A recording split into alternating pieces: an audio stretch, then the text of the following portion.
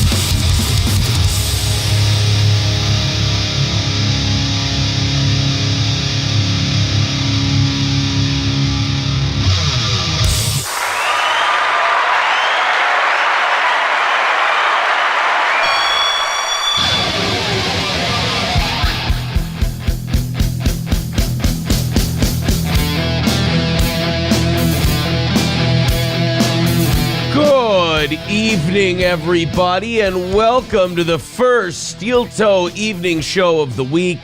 I'm Pudgy, and that's the girl. Howdy.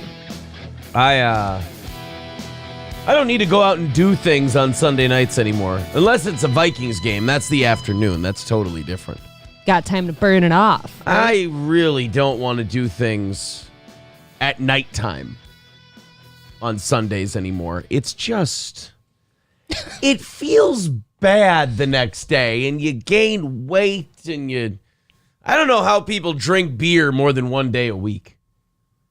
What do you mean, like in excess or a beer? Yes, I mean in excess. People who like do a Friday, Saturday bender thing. I gained 5 pounds in a 24-hour period. Ooh, I have an important question. Yeah.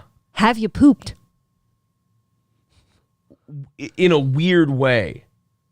A few times. Ew. Well, just, I don't like, you're hot and you're clammy and you're bloated and you feel like shit and you eat garbage. Ugh. I don't want to do that anymore. And I didn't even get bombed. Wow. I got a little drunk. What did you eat? Today? Yesterday. Well, are you overeating today? Because I don't think you overdid it yesterday. No, I didn't overeat. Yeah, you go to that stupid fucking fair and then people throw stupid fucking food in your stupid goddamn face. You eat a giant gyro and then a thing of corn and then a corn's fine. Bacon wrapped peanut butter and jelly donuts. Those look.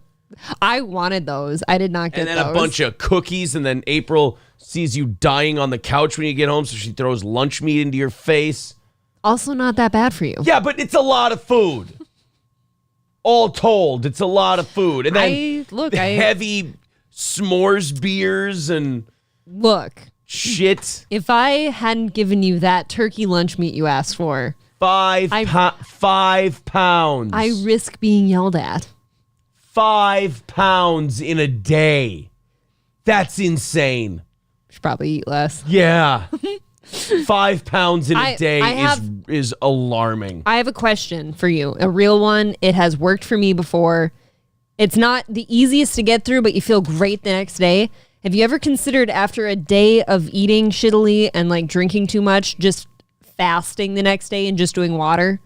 I have done it, and you do feel better. I have. I've thought about it, but then what happens is I just feel like hot garbage that whole day. I guess I feel like hot garbage now. So. Which is worse, feeling like hot garbage and being upset your weight is out of control, or, letting that shit work its way out of your system and just flushing with water? There was a thing I used to do in college when I felt my weight was getting out of hand.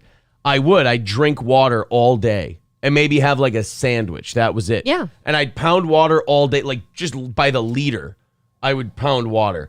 And I would, day to day, morning to morning, it was a 4 pound swing by just throwing water in my system. Yeah, I did that. I do that not intentionally, but if I'm having a busy day where it's not I don't have time to cook a nice meal, I'll skip it. I feel better. The thing I hate about the water thing is that you do feel like a bowling ball all day.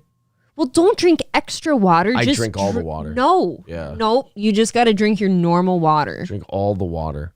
I'm on helping. days like that. Welcome to the show, everybody. Someone says, I see you didn't fix your blurry video. I can't fucking help whatever that is. If it's blurry, it's blurry. I'm cranking out 1080 out of the fucking OBS. The video on our OBS looks great. If it's blurry, it's blurry. There's nothing I can fucking do. Oh, I just saw it. It's like that, the autofocus. Oh, that fucking thing Did again. something happen? Yes, the goddamn power went out overnight Saturday night.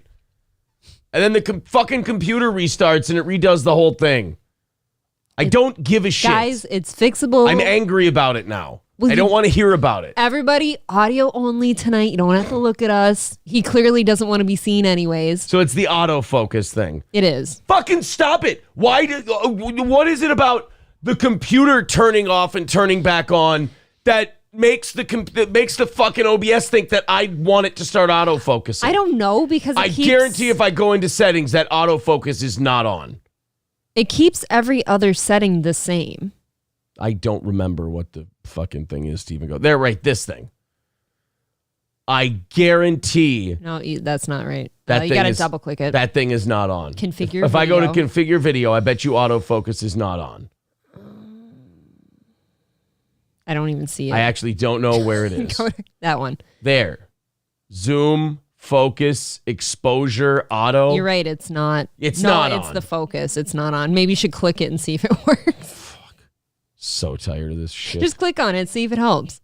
What can it hurt at this point? Why am I auto exposuring? We shouldn't do that either. That's Yes. oh shit. Okay, maybe we should. You know, on occasion, I do have things set away for. All right, I'm setting the autofocus. Fuck it. Does that look any different? Or are we pretending it looks different? No, I know what they're talking about. I absolutely do. I haven't seen it do it yet. Day one says it's fixed. Someone's saying aneurysm coming in 20. Crew Smitty, fix the fucking thing, Aaron. Oh. You're going to get through Loaded this. wrench, that made it worse. Did you try unplugging the camera and turning it on? They're saying it's fine. It does look fine. They're saying, I think that's better. I know what they're talking about. I've seen it. It's like, you know when you're really drunk and you're looking at somebody that you're talking to and things start doing this? Yes. It's kind of like the camera's doing that, and when it does that, it blurs a little bit. It's like a wave. It's like a waviness. We're going to be fine. There are people Who saying... are you trying to convince? There are people saying that it got better, and now it's good. All right. So we're set. Here's what I want. I'm hungover. I don't feel well. Let's knock out tonight's goal. I still love you. Let's knock out every goal every day and every night. But I mean, Yes. especially tonight.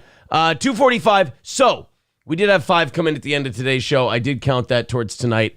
Also, they're kind of full this morning and this evening. So if you guys knock both of those out, what a fucking whirlwind it was this morning. Holy shit. MSO and I, it was like a tennis match. It was just, he's marking down his victory, and then we're rallying back, and then he thinks victory's coming again, and then we rally right back. Oh, what a fun day. I did notice this that. morning. I hope you enjoyed the show. Tim Brouillard starting us off tonight with 199 says, looks good, don't touch it. Yeah, I'm not touching it now. It looks sterling. It does look pretty good. But you guys should knock out that goal because you haven't seen me since Wednesday. Yeah. It's been a long time for me. Not at all. Knock it out for me. All right, guys, we got plenty to talk about today. Plenty of things going on. Coniferous Co. Becoming a member for his 11th month says, have a beer with me. No. Right there with you. Oh, Thank you. It's just one of those days where that sounds Cheers. gross. Then there's a wedding this weekend. Listen to what I'm telling you. You need to both prepare for the drinking better than you do, and then not be such a bag of shit the next day. You have to fight the urge to eat. To be a bag of shit. You got to fight Yes, you have to fight that urge. I promise it'll make the world of difference. You can do this, even at 36. We're gonna have a better weekend this weekend. It's going to be, I'm than so we did. excited. And then no more fucking drinking until that goddamn Vikings game on the 24th. I swear, how many drinks did you have yesterday? It didn't seem like a lot. 6 or 7 of those big, thick-ass beers. Did you have thick ones every time? Yeah. I see. You got to stop that, too, because I'd feel Thanks. gross if I did that, Yeah, for sure. I felt gross. You got to get a light beer That's every for now and sure. then. All right, well, guys, let's knock everything out today. We've got plenty of good stuff to show you.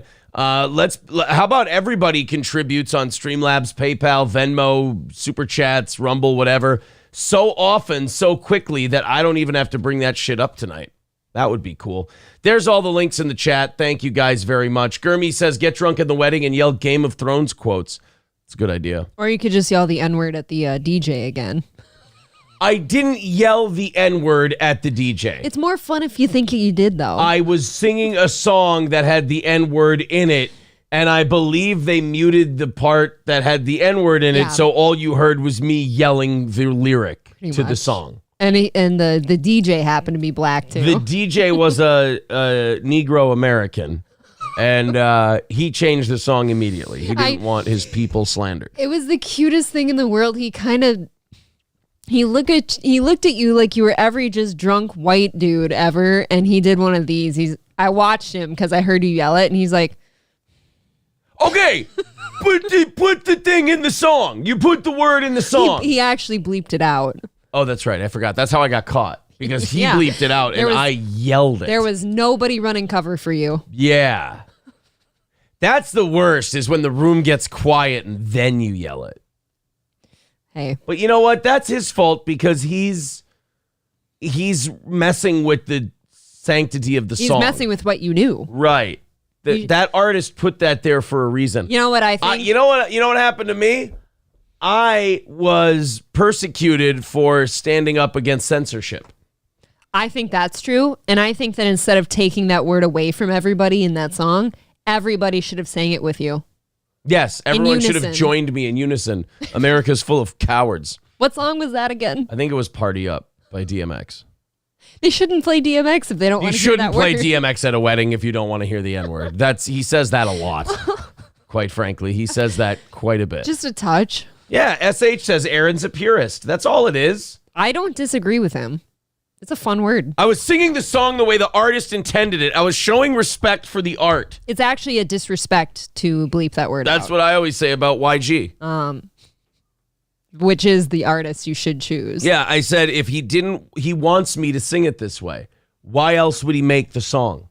Even if you have a band at your wedding, I think you should request the song. Yeah. And have them sing it. You know. Uncensored. G-Chup says, imagine if they played Erica. Unfortunately, we'd be the only two that would know what's going on. Dude, if they play Erica at a wedding and you know it without the lyrics, you do have a problem. Yeah. Yeah, you're doing way too much. Okay, a few of the girls that are going to be there, if that song came on and you started singing it, and I'm just gonna accept you as mine. Erica. The DJ had no balls, obviously, says Union Jack. Yeah, he was pro-censorship. I was persecuted for my beliefs. You would think he'd be fine with it. Right. Oh, sorry. Bo Archer says, any ballers in here finna gift up any memberships or not? Well, I fucking hope so, my friend. With a request like that, yes. Because we're trying to keep this fucking ship afloat here, 245 away. And you know how it goes on the evening shows. We like to be under 200 by the end of the first hour. Everybody hit like, everybody hit subscribe as we climb up to, where do we like to be? We like to be over 300 people on YouTube and Rumble in the prime of the program tonight. D. Gulag says, I asked a chick if she was Jewish, and the loud music stopped when I yelled Jewish. That is maybe the most uncomfortable thing in the world. Well, but screaming something at the top of your lungs, and everything's quiet. That's also an important question to ask. Or, do you know what I've done, actually, is like when you have your headphones in and you forget that you have headphones in and nobody else can hear what you're listening to, and you start like yell singing a song, and everybody's looking at you like you're retarded. That's fair. Speaking of looking retarded, I decided to have a little fun on Twitter before the show today, and it did not it did not get perceived immediately the way I intended it. I was trying to be sarcastic, and it came out as just really aggressive and confrontational. And I had to explain to the person that responded to it, like, no, I'm totally just fucking around. And they understood, they got it, but it's really embarrassing when you like, It's like when you're at a party and you think that the people at the party are like really cool and you can say wild shit. And then you go to them and like, yeah, I mean, let's hold him down and butt fuck him. Am I right? And everyone just goes, wait, what?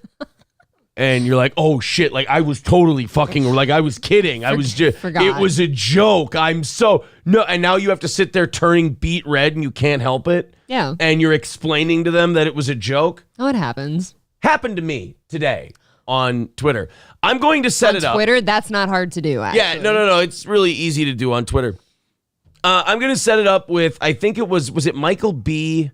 I want to scroll all the way up to the top. I think it was Michael B who Trucker 18-Wheeler. Let me know that we got a nice little mention on ROTC today. Really? From that smug son of a bitch, Royce Lopez, not the cool and talented Mersh Mike Sheely, but that fucking Nicaraguan asshole named Royce Lopez. Better watch it. Decided to shout out, oh, believe me, I've watched it. I've watched it. What happened? Well, let me play this for you. This was right at the end. This was when they were doing their plugs. At the end of the butt kind? Butt plugs. At the end of Revenge of the Sis today. Let's go ahead and play this clip. Of course, there's the lovely, the adorable Mike Sheely. And there's Royce Lopez, who does a couple of fucking squat thrusts and thinks he's hot shit. Does a couple of jerks. Does a couple of cleans. A couple of bench presses. Yeah. A couple of kettlebells. I'm running out of Some shit to leg lift. press. Right. Calf raises. Did you say arm curls? Arm curls, butterflies. Dumbbell press. He is the dumbbell. Tell the press. All right, anyway. At the end of our OTC today, Royce decided to say something that, if I may, I took offense to. Uh-oh. It hurt my feelings. That's hard to do. Check it out. Unsubscribe. We'll be live tonight at 10 p.m.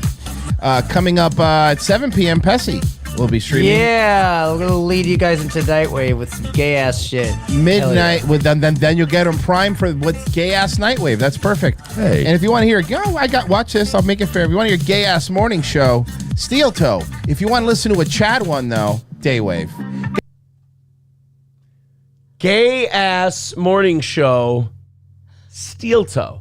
I actually kind of liked it. Chad morning show, Daywave. Let me tell you something. If you think I'm going to sit here and let this, I'm trying not to say monkey, talk that way about, Gino. about my program, you are sorely mistaken. I don't give a shit. My Trucker 18-Wheeler sent it to me. I heard it. I laughed my fucking balls off.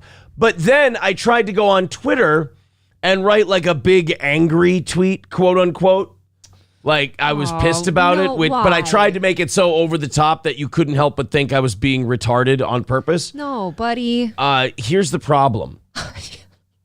The problem is I then fucked up and I like didn't make it clear that I was being sarcastic.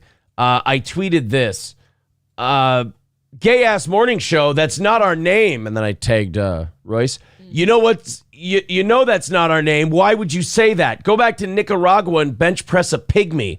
Be sure to check out Mersh and Nightwave Radio on Rumble this evening. Listen to half of ROTC on Rumble, meaning Mersh's half. Yeah. And then I just got this response from Royce. Wow, okay. And I immediately just went, no. I can picture it now. It was like I'm in the middle of a college party and I think I'm going to be edgy and just yell, rape! And everyone just gets really quiet. I'm like, no, I'm fucking around. I didn't really mean rape. I didn't mean like rape. I meant like just as a goof. Did you do that once? Once. So anyway, I then wrote, I'm being completely sarcastic. I now see I should have tipped my hand a bit. And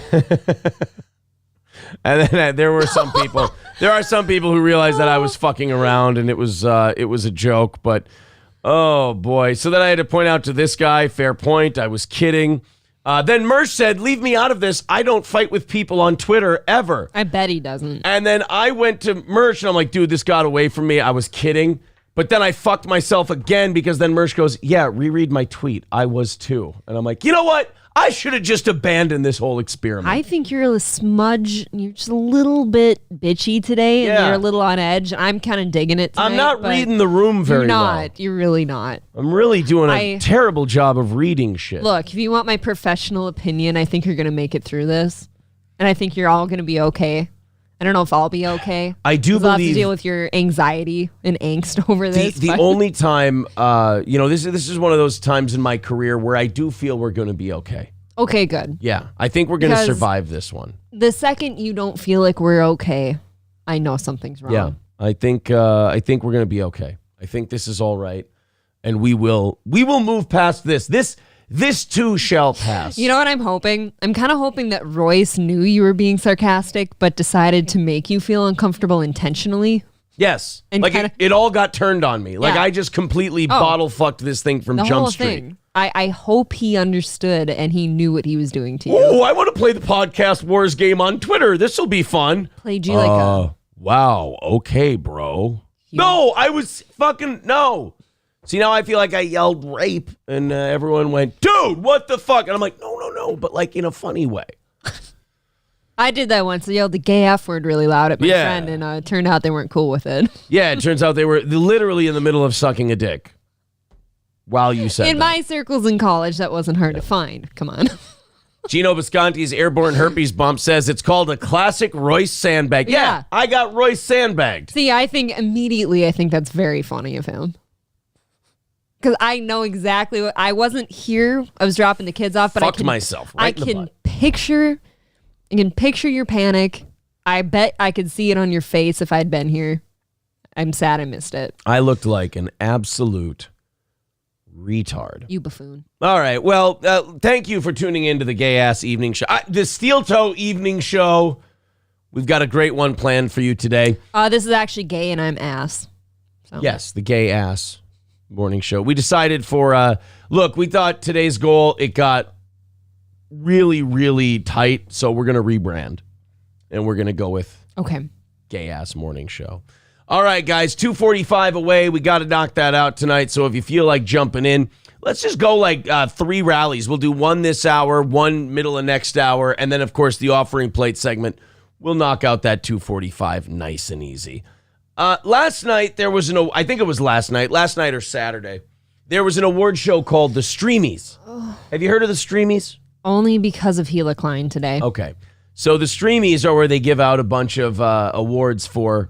Stay with me here. Streaming. Get out of town. It's true.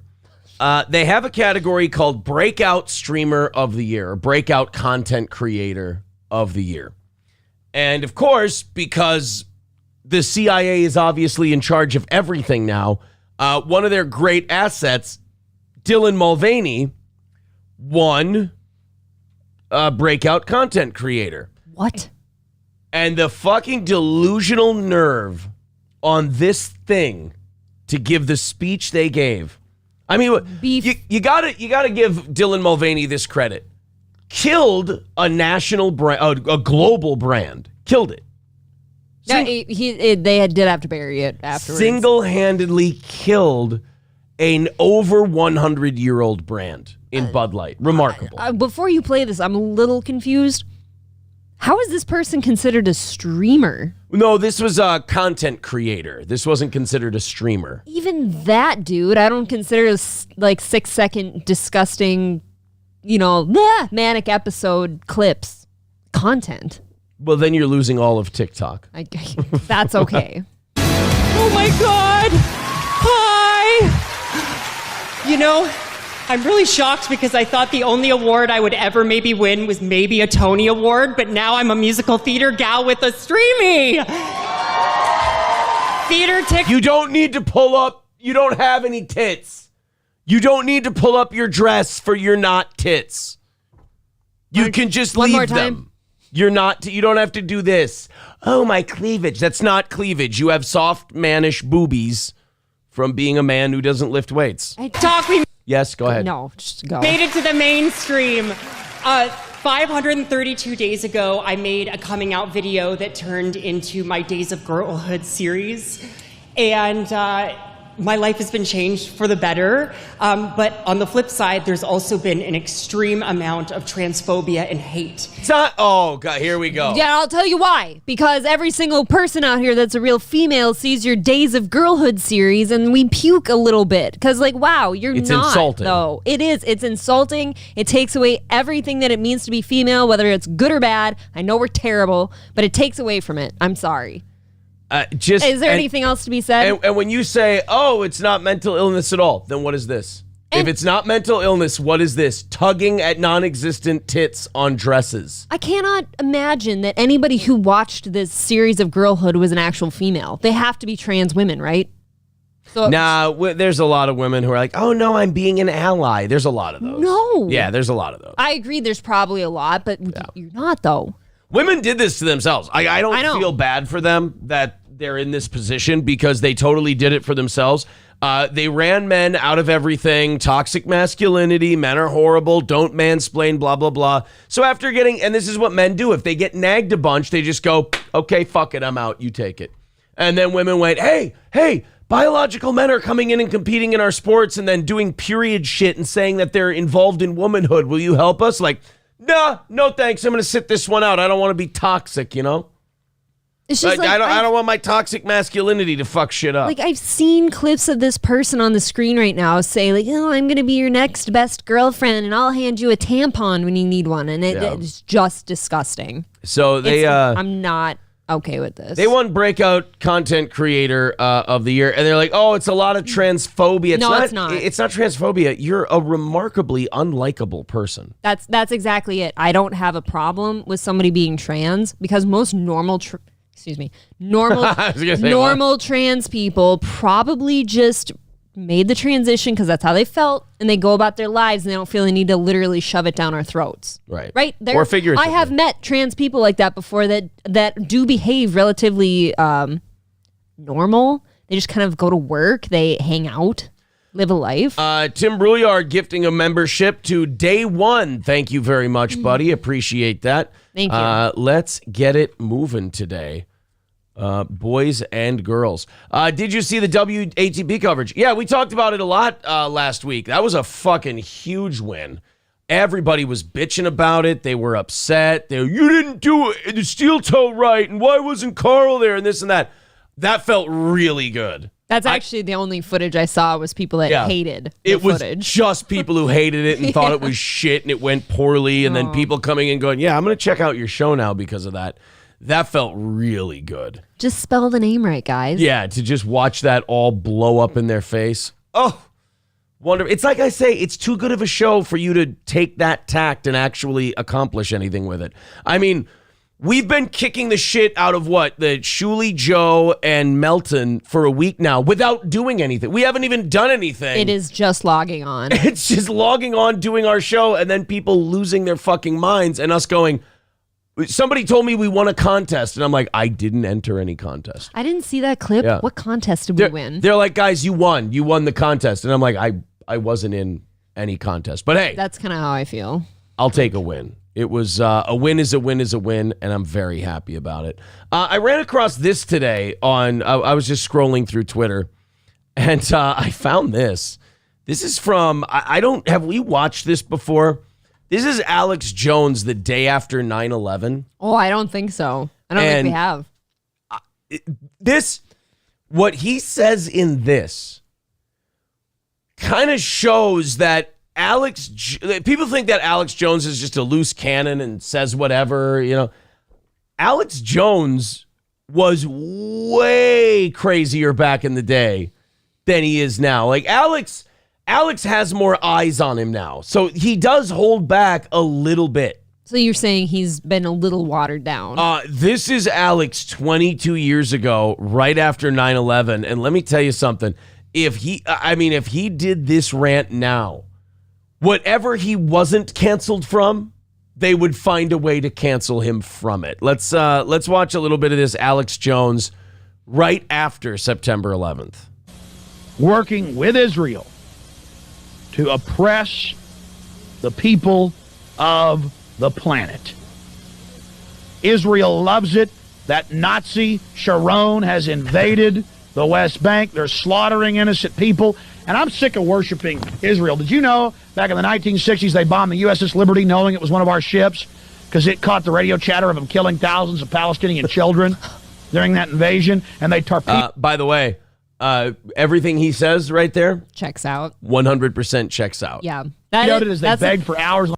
Oh, that's the thing about a lot of conspiracy theorists is a lot of things, if you look into this conspiracy, Well, it does. There's some facts in there. Patrice O'Neill always said this. He goes, yeah, you can call conspiracy theorists crazy, but like you can only call them crazy until you get to the point of look it up. Right. You know, where they go, look it up. Like Well- you can call me crazy, that's fine, but look it up. The people willing to call you crazy are not willing to look it up. To look it though. up, right. So. On radio, and LBJ sat there in 63 and let him do it.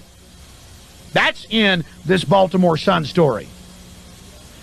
I don't support the Palestinians either. They're all hyped up and psychotic. But Israel's going to get us nuked, always backing them up like this. Israel calls the Palestinians goyim or cattle or dogs or subhuman. They keep them on concentration camps. I got video of them taking Palestinian women's tomatoes they grow and breaking their water containers. And Okay, look, of all the things Alex Jones just said, I feel like next time you have to start with that and then Right. ramp up. Yeah, you don't that go does- from, they blew up our ships and then they killed thousands of Palestinian children and they stole the women's tomatoes. And broke their water container. Like, dude, next time start. I mean, that's a dick move. That's a really mean, shitty thing to do. But I mean, you started with bombed our ships and slaughtered children in concentration camps. You can't go. And then Hitler put the Jews in concentration camps, and after that, he made them wear 2 right-footed shoes. It's like, well, no, the first one was way worse than the second one. Alex. Doesn't make sense. Yeah. stealing. That's why you have this crap. And our children are going to die. We're going to get nuked because of this. Iran's got the nukes now. Syria. We're going to have nuclear war because Israel likes to go around bombing everybody. You don't hear him talk like this anymore. No. And it's not like our relationship with Israel has gotten worse. I mean, we support them as much now as we did then, if not more. You don't hear Alex talking this way anymore. It's interesting. Talking very freely. Yeah. I'm sorry. It's just the facts. And Israel absolutely is beside itself with joy right now. They are talking about how they're going to blow everything up, how they're going to attack everybody, and guess who's going to get bombed because of it? He kind of looks crazy. He does. He looks like Edward Norton in Fight Club a little bit. I Like have he been hasn't supportive of slept. Israel for many years. When I found out what they do, shooting little Palestinian children in the genitalia and laughing, it's on video. Ugh. Little 10-year-olds walk around throwing rocks at tanks. A guy sits off a half mile away and blows their testicles off. It's a rough way to spend the weekend. It's a terrible way. Got little dickless Palestinian children running around. They call them goyim. They call them dogs. They call the Arabs cattle. And then the corrupt Arab governments that are in league with this government, it's really a sick Hegelian dialectic, order out of chaos, bringing the world crises, bringing them terrorism, so we'll accept a highly dictatorial police state regime. Come on, Alex. When did that ever happen? Sounds a bit incestuous. The next 22 years. There's no way. So. Wow. He really was looser back then. Yeah, Alex. So it was just interesting to see Alex, he doesn't get that spicy anymore. No, I think $1 billion lawsuit will do that to you. Yeah, he doesn't get as, he certainly doesn't go off that way any longer. That's for sure. All right, boys and girls, still looking to get under 200 by the end of this hour. 245 away from today's goal. Becoming a member, thank you very much. Please do. Gifting memberships, great. Streamlabs, PayPal, Venmo. Let's start a little rally. Everybody throw in a little bit, and we'll knock this thing out. Yeah. Greasy N-word, now a VIP over on Rumble. Ooh. Says, I'm the HRIC here, head rigger in charge. All the other riggers are subordinate to me. Thanks, you know what? I will comply, sir. All right, so 240 away. My apologies to Greasy. Thank you. 240 away. Everybody throw in a little bit, and we'll knock this thing out in no time. And have a fine, uninterrupted show. We're going to a Vikings game here in a few weeks. Football season's about to start, but right now, baseball is king. Baseball is the big sport at the moment. You got the pennant races are heating up. We're heading into September, which means 1 month left in the regular season. Time for everybody to try and make the playoffs. And every once in a while, you see one of these moments in professional baseball that you just can't get in other sports. Mostly fan catch videos. Those are fun, right? I like the ones where you got a beer and a baby and somehow you still get up there. You're still able to catch the ball. Well, this gentleman pulled off a big one on a rocket shot home run hit by the Oakland A's, soon to be the Las Vegas A's. Fun. Here last night. Let's check this out. So sincere by you. Crushed that one it. for Rooker, high in the air, left center field, and finally out of the reach of Luis Robert Jr. So he's Look got at the nachos in the left hand. I love The it. nachos in one hand, Yes. the bare hand with the other. And I don't know if you guys have ever caught a home run ball. That thing is coming in hot. Dude, catching any hit ball with a bare hand hurts, right? I can't baseball, imagine yeah. this one. Yeah, a baseball. Baseball's rock hard. Yep. And they said this one was traveling 102 miles per hour. How don't you... When he bare hand snagged it with his nachos, not spilling a single piece of lettuce from those nachos and making the grab. Every chip intact. Every one, right where it started. So he's got the nachos in the left hand. He reaches up with the right hand, Didn't makes spill. the catch, and nary a nacho was disturbed. You know, they say this about, catching foul balls. And it hurts a lot less when you catch it. Oh, hell yeah. It hurts a lot more if you catch it, it hits you in the hand, and now you've lost it to somebody else. I feel like the adrenaline and everything of catching that ball just completely negates the pain. Yeah. Did you see the black guy behind him making this face? He's just like, hot shit. he did one of these. He's like, oh Yeah. my God. It's like a black kid watching Street Magic. He was like, oh, shit. That is a witch. Tell me why those are the best videos. They're ever. so fun. I Oh, love they're so watching fun. black people watch Street Magic. Those card tricks and stuff. Oh, yeah. I love it when the trick comes out and everybody loses their mind. Oh, Yeah. shit. Oh, shit. Like he's a sorcerer. Yes. Like he's a complete wizard. Yeah, like black people watch a card trick. He's like, so this must be your card. Oh, shit. Oh, shit. That was my card. Oh, the devil is here. Yeah. Really just is the best thing in the world. It's just, and it change a dollar bill into a $100 bill. Yeah, I guess David Blaine Yeah. goes and does this to a lot. Oh, some guy made a video. Crazy reactions of black people versus white people to magic. That's fine. Hey guys, welcome to the 101 channel. I'm Shaban and today we're here in Manchester. Without looking, which card do you have? Without looking. This is spades. You sure? Don't look. Yeah. Now, which card do you have? Don't look. No. Ace of spades. If you think the card switch, hold it tight with both hands. You're on YouTube, bro. Is it, yeah? Obviously. Which card is on the top? Which card is on the bottom? Ace of spades. Ace of spades and ace of diamonds.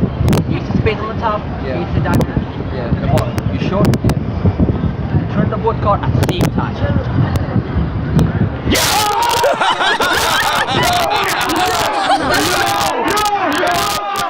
That motherfucker's a witch, son. It's like hitting a bee's nest and they just scatter. It is. It's madness. like he showed him a card and they're just like,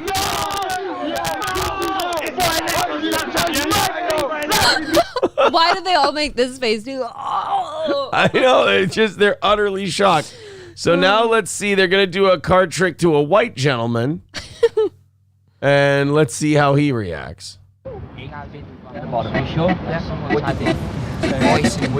Same, yeah. Same? Turn the both card at the same time. What? Yeah, and the white guy goes, ha ha, well, that's humorous. Just boring and gay. Look at that guy, Oh. the third one in. Yeah. What is that? That's an munch painting is what that is. That's the scream. Not good. Let's go check in with black people again.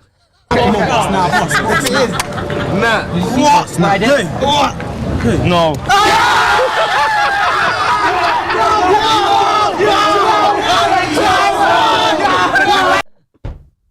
The guy fell on the ground. He's losing his shit. There's 2 guys on the ground. All right. By now, the black people are going to catch on this time that, look, it's just a magic trick. It's not a big fucking They're all deal. filming this guy now because they can't believe it. Right. Just I'm gonna bend the car, right? I go. I'm gonna put it back, right? Yeah. Now watch the top. Watch the top. Watch the top. 1, 2, 3. Oh my God!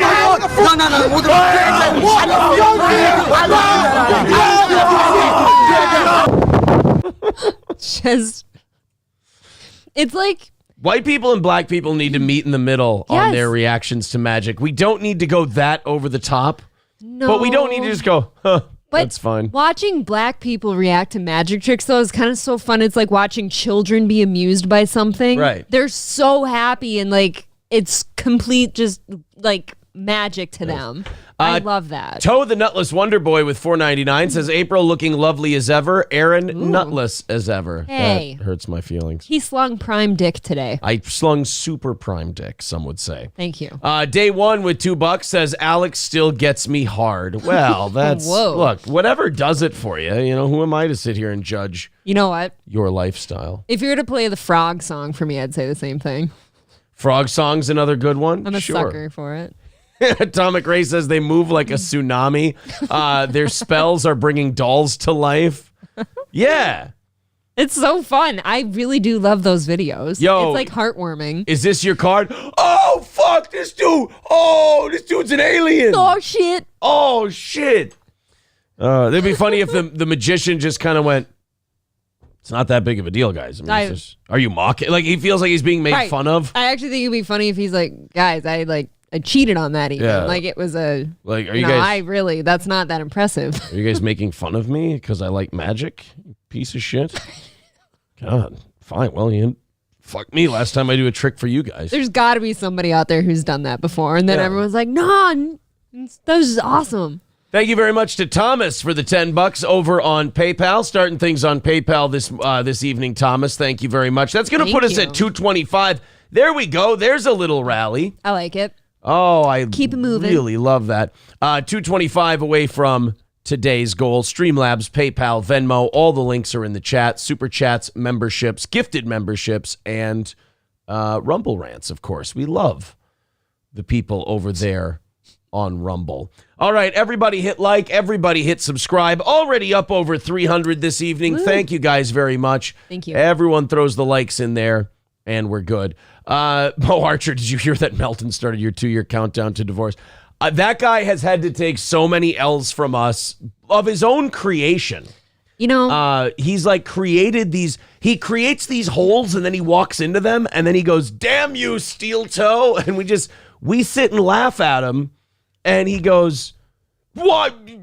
I'm going to get them. It's like, but you trying to get me put you in this hole you're screaming from. Like now he's threatening to sue like Twitter accounts. There's a Twitter account, Misery Loves Clips. And he's like, if you don't play any more of my clips, then I'm going to take legal action against you. It's like, if they don't play? If they do play, if they keep clipping his stuff. And it's like, dude, you need to fucking chill. It's just the internet. Well, he needs to sue because he has no money. Yeah. Remember that. It's his wife. Like, I guess, he can't even afford health insurance, people were saying. I think we can pass along to, what is his name? Fat Titty Onion Guy? Fatty Patty 3 Seats is another... I've heard so many lately. I can't keep them straight. I don't like the guy, of course. Yeah, we just had our 2-year wedding anniversary, and we're going on 4 years together as a family and all that. On Saturday was our anniversary, and somebody's like, "Well, what is this? A Make-A-Wish?" And I'm like, "Do you think I'm gonna leave him and go out with you?" Yeah. Like that's always my favorite. So Melton can start this 2-year divorce train. You know, if he wants to, but buddy, I ain't coming for you when it's over. Yeah. And now he thinks he's going to threaten to sue this guy. It's like, dude, what I do appreciate about him is, and we've pointed this out many times before, and we called like all of his meltdowns, but he has a perfect last name for him. Yeah, he is. Yeah, just like watching him. Somebody said he's Sideshow Bob stepping on rakes, but they're rakes that he put out. Like it's amazing. He's like, I'm gonna put out rakes. He's Wile E. Coyote running into the brick wall he painted. I really just do. I want all of the men out there who shit on my marriage or my sex life, which is fantastic, by the way. How dare you? Any You're of it. I want you all to know that I am 110% not sleeping with you if I ever leave this guy. I don't know. I'm sorry.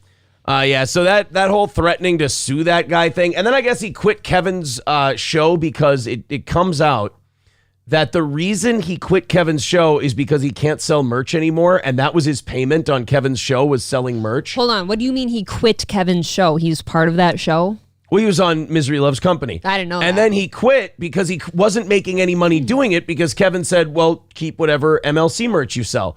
And here's the problem that you have with merch. And I guess these people, this is their first time having any kind of like minuscule popularity, so they don't get this. You sell merch in one big wave, and then if you don't grab any new fans, you don't sell any more merch. So you have this big wave of merch. They all think it's like... It's never going to stop. Right. And it doesn't. It does stop. It stops pretty quickly. And so he wasn't making any more. He said he hadn't sold anything in like 2 weeks. That's why a lot of people, like out there in the streaming world and stuff, they will have a set number like of items per shirt or something. And then when they sell it out, they're done. Because they know it's not going to keep going. Well, and then he had this problem where he kind of choked on his own dick again, where he goes, I would box steel toe. And then he repeats it 19 times to cover 30 minutes of content because he's remarkably untalented. He goes, I'm going to box steel toe. He talks like he's eating. Boy, them poor little toothpick arms aren't going to last. Yeah. Sorry. And then I said, well, yeah, fucking get down here. Well, you got to fly me down. I'm like, no. Get down here. And then finally I went, if you're going to be a crybaby about it, find a flight, send it to me. And then when you get here, because I don't think he has the balls to come down here and do it. I go, when you come here and we do the thing, then I'll reimburse you because you're going to be too hurt to go and actually walk your ass into the airport and move. You're going to be fucked up. And now, total radio silence on that. So, again, it challenging people to boxing matches is fucking gay, first of all. But if you're going to do it, I'm going to say, okay, let's do it. And then he keeps finding ways to try to back out. And then after he backs out, he goes, it was never serious anyway. It's like, well, maybe he wants you to spar with him when we're in Vegas sometime. Hey, when I come to Vegas, I'll drag your ass to either the Mayweather Boxing Club. I'll drag you to Joey Vacco's or something. I would rather not. We'll go to City Gym. We can spar. We'll get you your what do you call it? Your USA Boxing insurance, and we'll do the thing. You don't have to pay a dime. I know you're missing your money. No, you're not paying for it. He's going to be all in if he's going to spar with you. I know you don't have any money. I guess your wife's leaving you, is what somebody said. It's projection. His wife is actually leaving him. That's not a surprise, though. I'm sorry, and I have no idea. How could you live with someone who does that all day? I don't know anything about his wife, and here's the difference between me and him. I don't want to. The only reason people know about yours is I stream with you. I do a show with you. A show. And if she's leaving him, then I'm sure she's a nice lady. I'm sure she is. Honestly, I'm sure she's fine and wants nothing to do with the disgusting crap he puts on the internet. But he doesn't. Most people that have anything negative to say about somebody else's relationship or their home or anything that they have, their children, their parents, their families, it's because you don't have anything nice. I'm sorry. Yeah, I couldn't find a bad thing to say about your wife. He steps on his own rakes. He keeps losing to us without us even fighting him. It's so odd because for like 6 months now, he's been tapping on our shoulder. Notice me. And then when I turn around to Ever and I go, yeah, what do you got? He falls down and then he goes, oh, why are you hitting me? I'm like, that's what people like him are great at, though. I know. And then he goes, you're losing to me. I'm literally looking down at you, son. What do you need? That is like most cowardly bullies in the world. Like they will do everything to like try to cause you pain. And then you finally get so annoyed like a mosquito in your ear and you swat at it. And oh God, why? Oh, look at what that guy did. What a monster. Soft Weekly says Melton said he would pay his own way. All you have to do is set it up. Well, he needs to get in touch with me if we're going to set the thing up. But you don't need to set it up. Just come to the St. Cloud Downtown Boxing Club on Thursday nights. I'll be there. I'm basically holding court in the ring. I go through 10, 11 rounds of sparring with guys. He can even jump in at the end when I've gone through all the actual good fighters. And I'll smack him around then, too. I mean, all he's got to do is stop those little gums flapping, which you'd think would burn more calories than they do. It's remarkable, actually. It should be a science experiment. All he's got to do is stop flapping those gums, stop throwing food into it, take a 5-minute break, Get out here and we'll do it. But he does, guys, what you have to learn about him, and you probably know this if you're a fan of us, but if you're a fan of his, you have an IQ that's at Forrest Gump level right here. He's going to have to go to a special school. He never tells the truth about anything. He lies constantly. He projects terribly. He's just a wounded, hurt, bullied fat kid who never got older. This is what I was thinking earlier before I lost my train of thought. Okay, so he starts a 2-year divorce countdown for us. Yeah. What is he going to do if that happens? What's he going to do if it doesn't happen? I have bad news. What does he do? Pat, Either way. Pat, I've got bad news for you. If that happens, you're still going to be remarkably obese and unhappy. Dude, I'm not fucking you. I promise. I go to Vegas a lot, for most people's standards. I'm not fucking you. I don't care. Oh. I don't, my whole thing is I don't give a fuck if somebody gets divorced. I don't care if he gets divorced. I don't care if Kevin gets divorced. I would care if we got divorced. I'd care quite a bit. But, I can't imagine having a countdown clock for somebody else's relationship because the thing about having a countdown clock for something like that, you need to have a plan for when that 2 years is up. Pat, I have bad news. Now girls are making you look ridiculous. Maybe it's time to stop. Have a plan. Crunchy Cynicism with $20. Thank you very much for that. Appreciated. 2:10 away from knocking it out today. And 10 minutes left in the hour. So we'll get under, let's get under 200 by the end of the hour. Thank you very, very much. Melton looks like a factory farm chicken, way too big in the body and little legs and arms. I mean, it's mean, but it's accurate. And you know what? The thing is that if he hadn't obsessed over me and probably how hot he thinks I actually am, silently, he won't ever tell you that. Yeah. But if he hadn't zoomed in on my forehead for weeks on end, I would never talk about how you look because I wouldn't care. And I still don't. To have that to have that fat of a body and to zoom in on anyone's anything, there's a lot of pain and mental illness in there. It's kind of like what you just said. Dude will zoom in on my forehead and stream snipe us, which is gay as hell, by the way, for weeks, months even. And you'll look like you do. I have no idea what you're getting after here. Nobody Likes Onion says, I gave her 2 years because that's all I have left to live. See, now that's funny. That makes sense. That would make a lot of sense. That makes a whole lot of sense. I will give him this. Funny. I will give him this. He has no shame, so he takes a really good internet punch because all he does is get this shit, from Red Bar to Kevin to us to everyone, even Chad Zumach beats the shit out of him. He really does just kind of travel community to community, getting his ass kicked, and then wondering, maybe it's going to be different this time. I think it's hanging around Gino maybe too much or something like that, or you, I don't know. But my whole thing now is every reach that the trolls put out there about us or our show or our families, I'm like, I hope you do have a plan at the end of this thing, like a countdown. Oh no, you I don't know. I would love to see what your plan is. I don't think the way you do. Sometimes you'll go and I'm not gonna fuck you and this and that. My thing is, I find them all hilarious. They're my children. No, that's what I'm saying. It's funny. They're my puppies, and I'm watching them pee on the floor. But they don't have a plan once they've peed on the floor. They're like, Taste shit. Fairy says, and the eczema, don't forget about the eczema. A lot of morbidly obese people who don't go outside, they get eczema, they get skin rashes and shit like that. That's no joke. It's akin to bed sores. Icky. Because they're so inactive and they get no sun and they don't go outside. And you end up getting rashes. You end up getting eczema and bed sores from being so, what do they call it, sedentary. See, even that is above my level of interest. Like I said, if he hadn't opened that door of making fun of my appearance, I don't give a shit to know what he looks like. Yeah. I don't know what a lot of these people look like. He also has to thank me for the content, because one thing he does is play himself getting owned and then talking about it like he's not. It's brilliant. Don't tell me that guy has bed sores and stuff. I don't want. He probably does. He's the guy with the meatballs in 7. He's the spaghetti guy. He's what do you call it? Sloth? No, he's not sloth. He's gluttony. He played. He has a SAG card from when he played the gluttony guy in 7. See, but every time you bring up somebody overweight with bed sores, I start thinking about my 600-pound life and the crane that picks you up out of bed to the bathtub just so you can wash between the folds. You joke, but and it makes me really uncomfortable. I'd like to pretend he doesn't have those. You joke, but he's not far off. Samuel Warner with $5 says, "Good evening, folks. You are looking lovely with that shirt, April." Oh, thank you. There you go.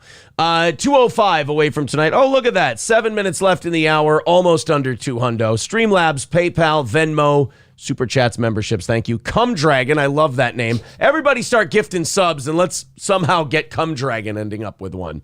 He says, "Who has made more money off of you, Melton or Gino?" That is a good question. Every dime.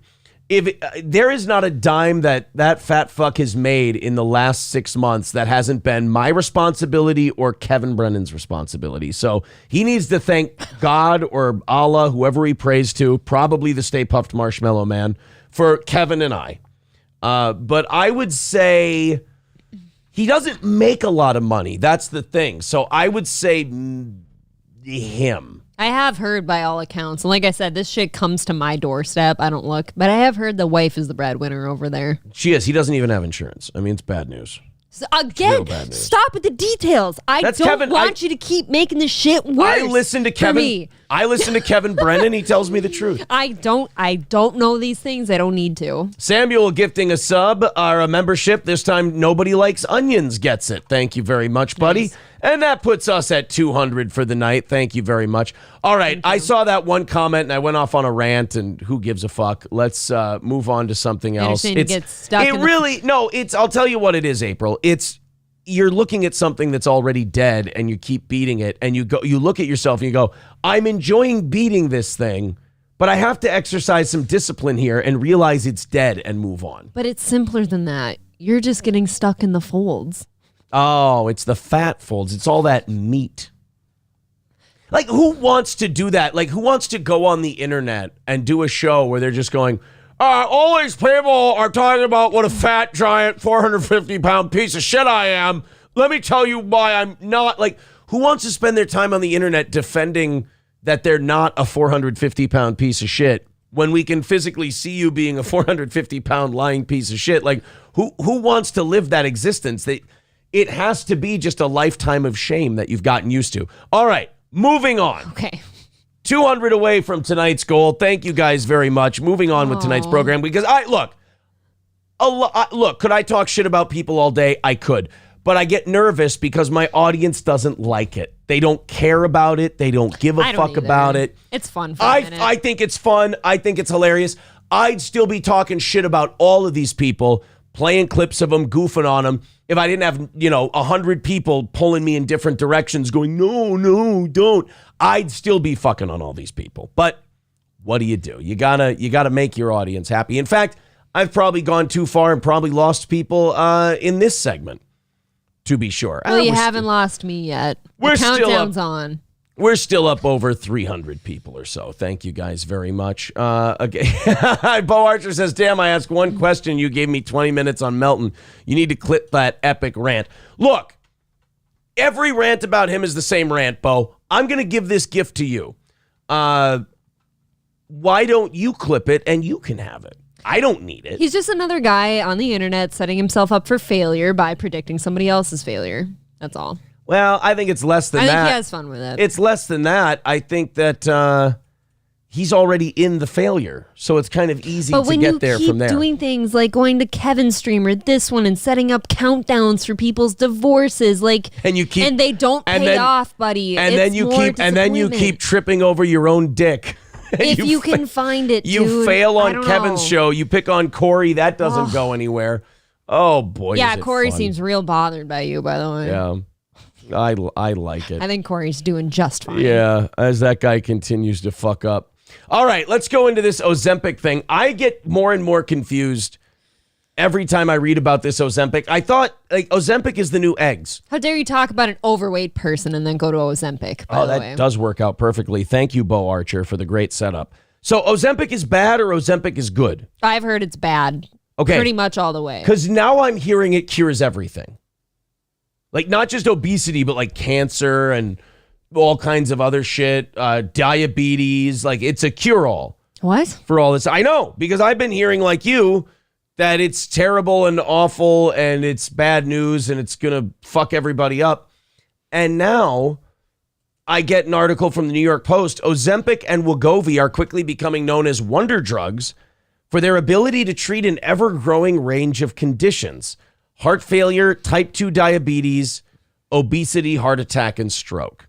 On top of all that, a growing number of anecdotal reports and medical studies indicate that semaglutide, the generic form for the ingredient in Ozempic and Wegovy, can curb addictive cravings and behaviors in users who are most likely to have been taking the pricey and trendy drugs for an entirely different reason. So now they're saying it can stop you, it can help you quit smoking, Okay. gambling, What? nail biting, binge eating, vaping, shopaholic buying, and opioid use. So you might as well just say it cures all of your impulses. Okay. That's it. The problem is, on the other side of that, I hear that it's a piece of shit drug and nobody should ever take it and it's horrible for you. Yes, the word on the street I've heard is that it helps you lose weight because it basically starts killing all your organs. See, now all of those things sound bad. Right. I don't know what the answer is with this Ozempic. I've never needed to lose weight with Ozempic. You know, I don't know. If it can Skinny lower the square footage of my forehead, that'd be cool. Although the wave of anecdotal reports has vastly outpaced clinical studies, doctors and patients alike are picking up on an undeniable trend. It's very, very strange, said Sherry Ferguson, who started on Ozempic to lose the weight she gained during COVID. Oh, yeah, blame COVID. I got my COVID pants Yeah. on. Oh, yeah, Whoopi Goldberg. Oh, I got my COVID pants on because I gained all that weight. Do you remember from that? COVID. It was every lazy person's excuse for gaining all the weight Yeah. during the lockdown. And I'm sitting here just going, but wait a minute. You were fat before COVID. It's not like Whoopi Goldberg wanted everyone to think that she was really svelte and then COVID came and it just made her an obese whale. Haven't you seen Sister Act? Yeah, 40 years ago, just like everybody else. And, like, did she think she still looked like that? But she was kind of a chunk ass then. She was never tiny. No, Whoopi was never small. Oh, I didn't think she was a chunk. I've always thought she was a little heavier. See, now I thought she got a sit-down job at The View and maybe put on a couple. Crunchy Cynicism with $20 says the drug started as a diabetes drug, caused weight loss. Kardashians publicized shortage occurred for diabetics via rich white women losing weight. Okay, thank you. That's interesting, actually. Okay. Rupert with $4.99 says, I've heard it helps you lose weight by evening out your blood sugar, much like a diabetes medication. Well, okay. yeah, when your blood sugar and your like A1C and stuff is regulated, of course, you're going to be a healthier human being. I just have always heard that Ozempic comes with like a slew of really nasty side effects, but I can't confirm or deny. I've never used it. Yeah. So apparently it's the greatest drug in the world and it's the worst drug in the world. yeah, it is like, oh, sign this piece of paper. It'll cure all of your problems in your life, but like give you, cancer. I don't know. Because hasn't it been banned in like Europe? It has been banned in a couple places, I think.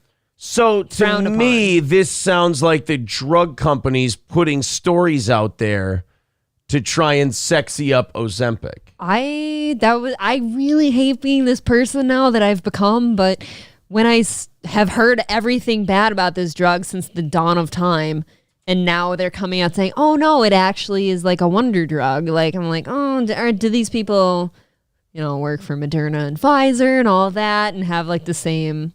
Yeah. It all comes back to like pop control for me, or they're starting to like make this really nasty thing sound sexy again. Well, you've run out. Everybody is now exhausted the limits of my knowledge of Ozempic, so we will move on. I will say this. Thank you very much. 185 away from hitting our goal and doing overtime today. It's moving quite nicely. Streamlabs, PayPal, Steel Toe Media Inc. on Venmo. Super chats and everything else. Gifted memberships are cool. Keep those membership totals up. We appreciate that. Speaking of crazy conspiracy theories, a lot of us have been talking about the Maui fires and whether or not they were set and wondering out loud, hey, are we, this seems kind of weird. They didn't warn anybody the fire was coming. It seems like this whole village was kind of just left to rot. as people ran into the ocean to escape the wildfires. They don't even know what caused it yet. Oh. And they're sitting there trying to blame climate change and everything else. Didn't you hear?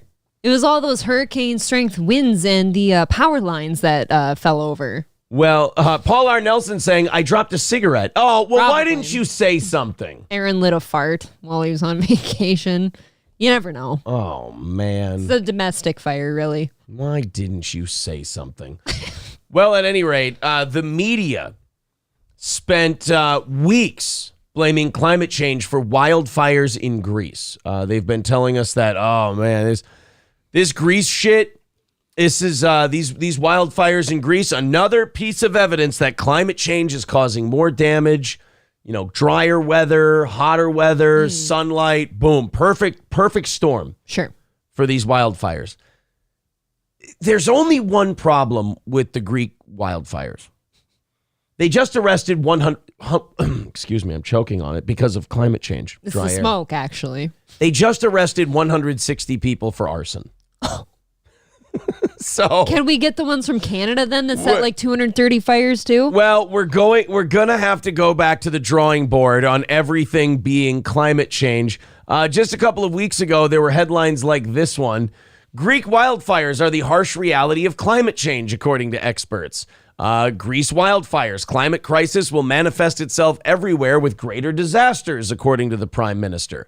Europe's heat wave. Greece wildfires force hundreds to flee as temperatures rise. Oh, my God. The lesson from the Greece wildfires. The climate crisis is coming for us all. Well, now 160 people arrested on arson charges for Greece wildfires that the media previously said climate change was to blame. So forgive me for noticing that you have to go to places like The Blaze and not The Bee to find that information. I have the news on in the background kind of often just to kind of hear what's going on. Never heard a word about this. No, never heard about Never got one. You're definitely not going to hear about it now. That's kind of what I'm saying. You find out that, it's not climate change. A person started these intentionally. Yeah. Gotta wash your hands of that one quick, guys. It doesn't go with the narrative. This doesn't work. It doesn't fit. Red Fox Mad with $9.99 says, hopefully St. Cloud, Minnesota does not bust out in fire. If it does, Aaron started it. Now, see, if it doesn't start on fire, am I going to be credited for the great, brush management? Look, we all know that you burnt down the ultimate.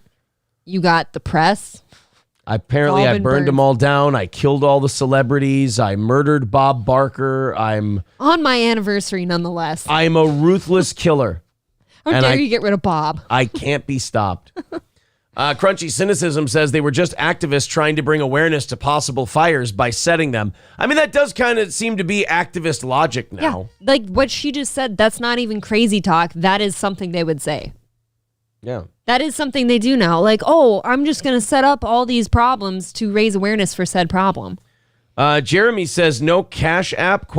I guess I could get the Cash App in the links. Cash App's nice. I like that. For the show, if you'd like. As of right now, I guess I could just tell you.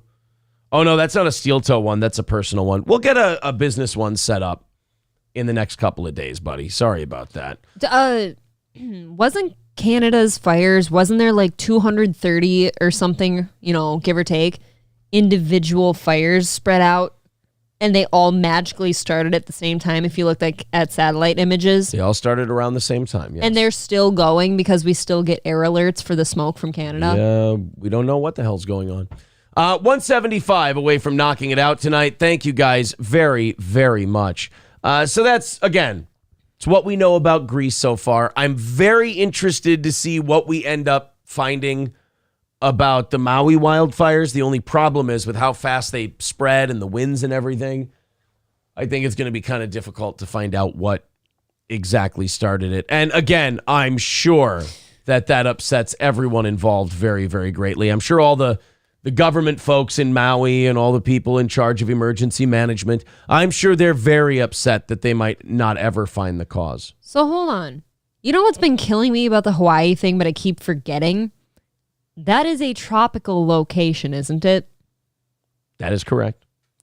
Do you know what is like a key feature of being tropical? What would that be? Everything's very moist and humid. It's very humid. Whereas here, if there's a red flag warning, it's because everything's dried the fuck out and you can spread a fire. I don't think you can spread fires that quickly in a humid environment, can you? I trust them. They'll figure it out. I don't think so. The fact that the guy who was the police captain in Las Vegas during the Mandalay Bay shooting was also the police chief here during this fire, and his training was done at the FBI headquarters, has nothing to do with any of this. I hope they know that they're just a big fucking joke. They're not. I hope they wait a minute. Nobody No, hold on. I disagree with you. How are they a joke? These people? How are they a joke? They're lying to all of us and thinking that everyone just, did you? But they're in charge and they're doing all these things. That's not they're not a joke in that regard. There's going to be, I don't know. I'll tell you who the joke is. Karma's not the thing. You and I are the joke. There will be some cosmic justice somewhere. Nope. They will burn in hell like the fires they've started. They won't. I believe sorry. they will. They won't. I believe that what happened in Hawaii is murder. Yeah, no, I'm sorry. There is no cosmic justice. There is no karma. There's nothing coming. It's just things happen. People do shit. I'm trying to hang on to the fact that there will be something. We go. Yeah, Triple N says no comeuppance. Yeah, exactly. It's part of getting older. Part of getting older is realizing that a lot of my ideas about people getting what they deserve is fucking childish. D Gulag with $5 says, I'm a bot. Thank you for your honesty. Crunchy Cynicism with $5 says, more wine, more women, more table. Don't know what that means. Thank you. I hear women talk about wine and I immediately tune out. 170 away from tonight's goal. Thank you guys very much for the nice little constant stream of downward pressure on that goal. Let's knock it out tonight and do a half hour of overtime. We got about 45 minutes until we rattle the offering plate, and we're sitting in a pretty good spot at 170. PayPal, Streamlabs, Steel Toe Media Inc. on Venmo, Super Chats, memberships, Rumble Rants, etc. Well, this is the name of the episode. This is why it's called Return of the Mac. Conor McGregor has decided to make a huge mistake and get back into the Octagon. The rumor has it now that in December, he's going to fight Michael Chandler at UFC 296. Oh, yeah. This is a mistake. I agree. He shouldn't do it. He shouldn't get back in there. It's kind of like with Ronda Rousey. The game passed him by. Like MMA evolved. You know, there's more leg kicks. You know, that there's not guys who are just strikers. Everybody can wrestle now, and everybody can grapple a little bit, and maybe throw a little, if not a submission defense. And it's a more involved game than when he beat Eddie Alvarez back in 2016. Yeah, you had a great point. Like Rousey and this guy now, you've had your moment and it's been passed. And I feel like every time you try to get back in those circles and embarrass yourself, it's just kind of tarnishing whatever legacy you had. Yeah, I think Chandler will beat him. I know some people in the chat are saying Chandler's washed up. Okay, if Chandler's washed up, what's McGregor? What's Conor? If McGregor was smart at all, he would just stick to being the businessman. You know, like I think that's his moment now. Is he's got like 2 or 3 businesses going on, and he's very rich. Stick with that. I'll be honest. I think Mayweather took something from him. I think that beating took something away from him. Even though Floyd kind of took it easy on him, and Floyd didn't really, let loose and give him everything he had. I think that beating. It took away the aura of invincibility. It took away the, this guy can do anything. This guy's an MMA Superman. And I feel like people weren't scared of him anymore after they watched him just completely gassed out. And, Floyd Mayweather, look, one of the greatest fighters of all time, but he was in his 40s and he fought in a way that he'd never fought like before. He just kind of walked a guy down, kind of threw away a lot of the defense stuff. And I mean, we definitely didn't see the best Floyd Mayweather we've ever seen by far, and he had no problem dispatching of Conor McGregor. And then after that, there was nothing left. The shine was gone. Yeah, and then Khabib finished what was left of him. Yeah, I used to enjoy Conor McGregor's fights quite a bit. I got excited for them and stuff, and now it's past. It's one of those moments where it's like, oh God, that's embarrassing every time you want to come back. It's like if Cerrone started wanting to come back again, it's like, dude, you're done. It's been done. By the way, Steel Toe out of context, he fought Khabib after he fought Mayweather.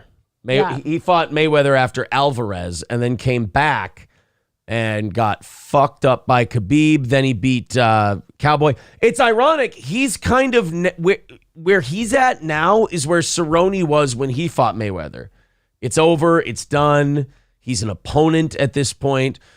And, you know, how much money can you be making? Because it's still MMA where the fighters don't get paid that much. I mean, I'm sure he'll get paid more than anybody else, but... Yeah, if you just wanted to do it for a bag, why don't you start... Go fight Pacquiao. Right, I was going to say, just box somebody. I mean, you might not be that great at it, but if you're just looking for a payday, go box someone. Yeah, if it's not for... Freaky Deaky says it was the money. He lost his killer instinct. But you don't get paid a whole lot now in UFC. And boxing beatings fuck you up more than MMA beatings because in MMA, there's a guy jumping in, stopping you. Unless you shatter your leg. Right, unless you shatter your leg. But there's a guy who will jump in and like, we're not going to let you take this fucking beating you're about to take. That's good. Whereas in boxing, you'll get punched in the head hundreds and hundreds of times. I dislike that about boxing. I think that is terrible. McGregor always gets pay-per-view points, which means he's probably pulling in $1 million a fight in the UFC at least. Probably 3 to 5, okay, but still... what, $300 million for the Mayweather fight? He's got a whiskey business. He's got a fitness supplement business. Like, he's not lacking money. He's rich. I feel like now it's just for pride. It's, I can come back and beat anyone, you know? It's a prideful thing, and I think you're going to get embarrassed or hurt, and I don't think he needs to be doing it. Thank you to Tim B50 with $1 on Rumble. Says Proper 12 Irish Apple is amazing. I didn't know they made an apple one. I didn't either. No, too. Proper 12 itself it's pretty good. I don't buy it much. $3 million to fight Cerrone and $23 million to fight Poirier when he messed up his... Wow. You know what? That must have been the pay-per-view points then. That's a good deal. I guess if you're pulling $23 million, that's kind of a big deal. And the lower card people, though, they don't. And I guess he would never be a lower card person. I guess no, if because you're even if he fought a lower card guy, which Chandler is at this point, he's a bottom top 10 guy. Even if you are a lower card guy, if you fight McGregor, it's not a lower card fight anymore. Just like name carries some weight. Mike Tyson came back in 2006 and he fought an Irishman named Kevin McBride. Kevin McBride was maybe in the top 50 of heavyweights, maybe, but he fought Mike Tyson, so it was on pay-per-view. So it is. Names do make a big deal. Names are a matter. big difference, yeah. The problem you have with MMA, it's the same problem boxing has always had. It's the same problem MMA and boxing will always have. There are a lot of great fighters out there, but there are very few stars. Mm-hmm. And the box office loves stars. Oh. The box office doesn't like great fighters. If that was the case, then, I don't know, pick some of your favorites. Oliveira versus Islam would be the most purchased fight of all time. It's not, and it's not for a reason. The name doesn't carry the same weight. Nobody gives a shit. The box office cares about stars. If you look at the top selling boxing and MMA pay-per-views of all time, are they the most competitive fights or are they the biggest stars? Right. It's people that have a personality beyond the octagon or beyond the ring. Like Mike Tyson has a personality. McGregor has had an absolute personality his entire existence that we've known of. If we go with I got to allow ads on this site. Sugar Sean O'Malley, he's got a personality now. People know who that is. He might become a draw. The only thing is, I don't know how long his reign's going to be because there's so many good fighters. He's a little guy. Aldo versus McGregor, 1.2 million pay-per-view buys, UFC 194. Number 9, Usman versus Masvidal. Okay, that's a great example. Is Jorge Masvidal a great fighter? No. No. But people do know who that is. Right, but he's exciting to watch. And Usman also. Everyone knows who that is. Right, and did Usman have any problem taking care of? No, he beat the living shit out of him. Yes, he did. That was also embarrassing, guys. Come on. Now, number 8, Alvarez versus McGregor, important fight. It was for McGregor to move up and win 2 belts. But Eddie Alvarez was not the most impressive champion in history. But that was when McGregor was doing pretty well, right? Yeah. McGregor, Cerrone, 2 guys past their prime is at number 7. 2 guys past their prime, but the sport likes stars. It's McGregor and Cowboy. Let's have some fun. McGregor, Diaz. Nate Diaz has never been the best fighter in the world. He's always just been a likable slugger or a likable, he plugs away. He's a journeyman. Is he likable? I feel like he's watched for the opposite reason. He's very unlikable. People like a popular. I shouldn't say likable. Popular. He's kind of a heel type personality. UFC 100, Lesnar versus Mir 2, 1.6 million. Were people really enthralled by the UFC heavyweight championship in that fight? No, they wanted to watch Brock Lesnar. Who wouldn't? Number 4, McGregor Poirier 2. Again, not the 2 best guys out there, but people big stars. People love that rivalry quite a bit. Diaz McGregor 2, number 3. Number 2, Poirier McGregor 3. Look at how much his name comes up in these. Yeah, and number 1, Nurmagomedov versus McGregor, 2.4 million buys. I mean, how many events in that list was McGregor's name in? It was all of them except the Lesnar one. A lot. Red Fox Mad with $9.99. Thank you very much, buddy. 165. Thank you. Away from hammering out tonight's goal. Thank you, guys.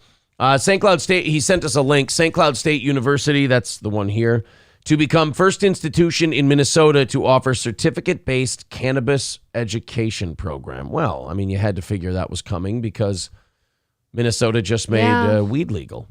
Yeah, so. Can't buy it anywhere. Yeah, can't buy it. Got 2 places on reservations you can buy it. Yeah.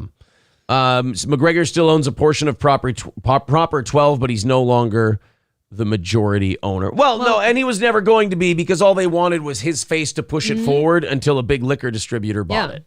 That's what they were looking for. But yeah, it looks like Saturday, December 16th, Chandler versus McGregor, 9 p.m., UFC 296. I mean...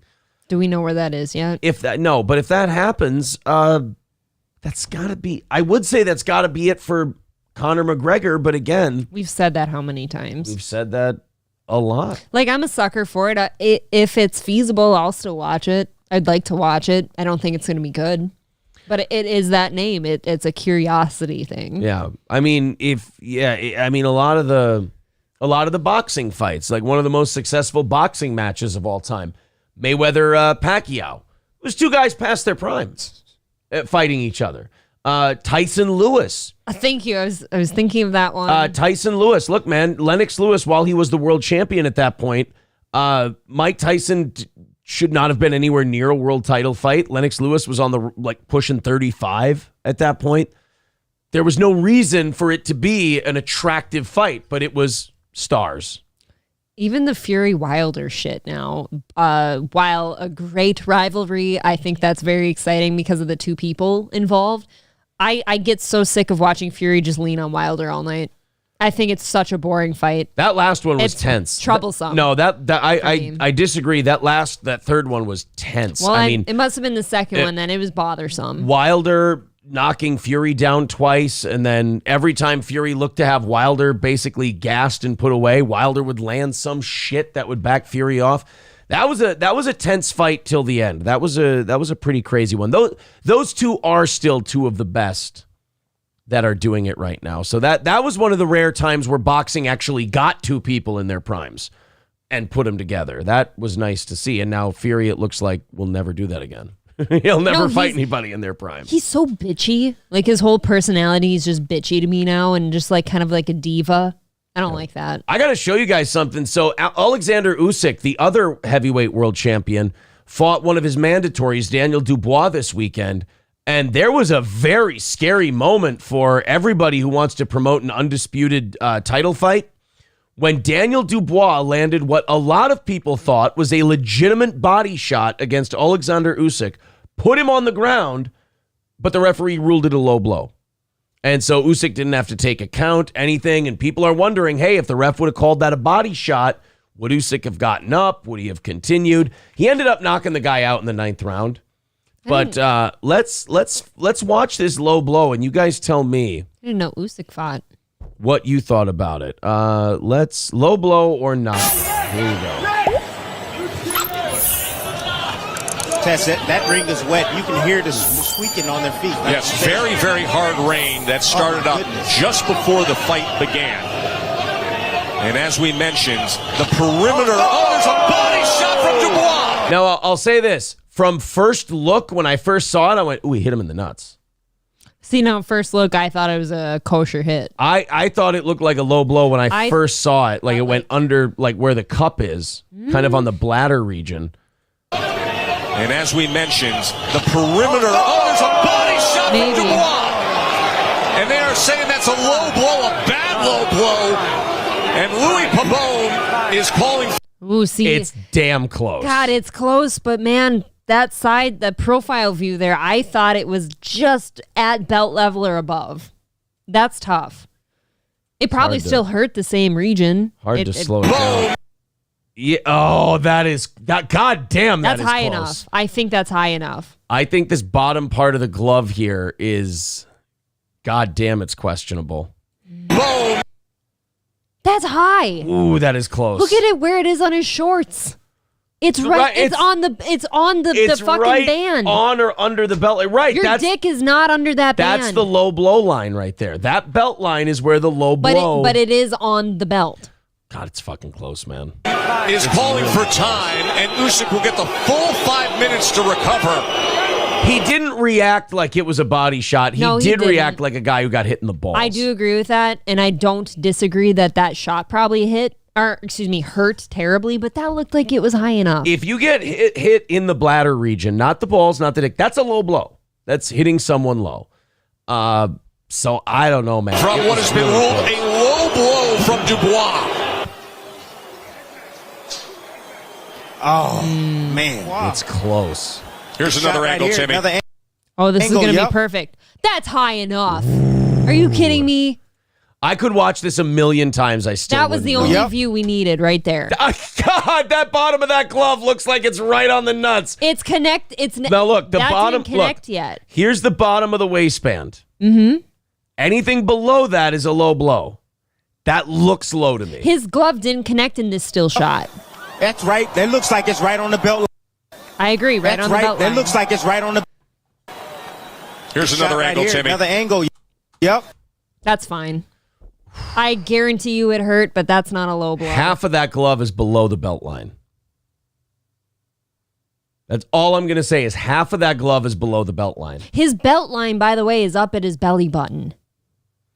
You can't see his belly button in these shots anywhere. It's covered close. by his shorts. That's how high his shorts are. That's right. That looks like it's right on the belt line. That looks like it's right on the belt line, Tess. Again, this the low blow. There it is. Let's see.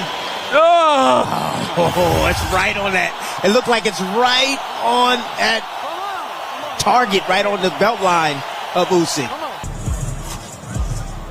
See, now that angle looks That's good. fine. That looks it's like a good shot. Now, here's where you can't make the prediction like, oh, that would have been a knockout if they would have ruled it. Probably not. If they would have started counting, Usyk probably would have gotten up. I agree. But because the ref immediately went like that, he's laid back. I think that's a moment where if you're Usyk and the guy's calling for a low blow, you milk it, right? Another shot right there on the body. The door is near, Tess. The door is near. But then Usyk comes back in the ninth. Trying to fire back with a combination of his own. He's trying to push him out that door. Remember, Usyk has never scored a knockout as a heavy. Oh! There it is. What a short shot with the right hand for the second knockdown of the night by Alexander. So then he comes back and he stops the guy. So accurate. It's over. And they stopped it. It's over. So he came back and he won in the ninth round. Now, there's no reason to believe that the result would have been any different had they not ruled it low. But, God, it was... I mean, people were debating that all day yesterday. I feel pretty confident that was an okay shot, and it just probably hurt like fuck. And then he hears a ref saying, oh, low blow, and he's going to milk it because you should. Yeah. I think so. Triple N says low, it was below the belt line. Absolutely low. It was a liver shot that wasn't a low. No, that wasn't. The liver's over here. You're over to the sides more for a liver shot. That would have been I don't know. That would have been kind of that weird spot in the bottom where it makes you feel like you're going to shit your pants. His shorts were remarkably high, like they always are. I think that was an okay hit, but I also agree with what Usyk did to play it. I think that's what you do. Yeah, white shorts guy said, ooh, smoke break. Yeah. Yeah, absolutely. Somebody calls for a smoke break, take the smoke break. Stevie J says, I don't understand why he stopped the fight. There's certain things that refs, they tell you before a fight. There's certain things they look for. If you don't look right at the referee, if you don't make direct eye contact, if you don't give them your gloves, tell them you're okay, they will stop the fight. Well, if you look iffy in any way, a lot of people think that if you get up and you like go like this, then the ref stops it. No, if the ref goes, look at me, and you go like, you look over here, they'll stop the fight. People who are fucked up, their eyes can't follow where they're supposed to be. Right. And guys are trained to look for that. JJ Lynn with $1 says, you guys were killing me this morning. It was more funny because you guys are right. It was my whacking hand, but it's for keeping my elbows on the table when I play video games. Well, look. It was a good show this morning. We're perceptive. What can I say? All right, boys and girls, 165 away from knocking it out tonight. We are, what do we got? About 25 minutes, literally 25 minutes until we shake this here offering plate and see if we can knock out tonight's goal. Thank you all very, very much for your contributions. Streamlabs, PayPal, and Venmo, those are the best preferred ways to do it. But Super Chats, memberships, gifted memberships, Rumble Rants, and more all count towards knocking it out tonight. Hey, thank you guys for getting your tickets to the Chrissy Mayer show coming up in late October. Those are already selling very, very well. We really appreciate it. Lila Hart, Nick Ricada, Chrissy Mayer at Partners Pub in Sartell. Go to eventbrite.com. This guy. Yeah, I'll be there. Johnny, April, everybody will be there. Go to eventbrite.com. Chrissy Mayer at Partners Pub in Sartell, of course. Red Fox Mad says, looks like a low blow to me. I've now probably watched it 30 times, and I still don't know.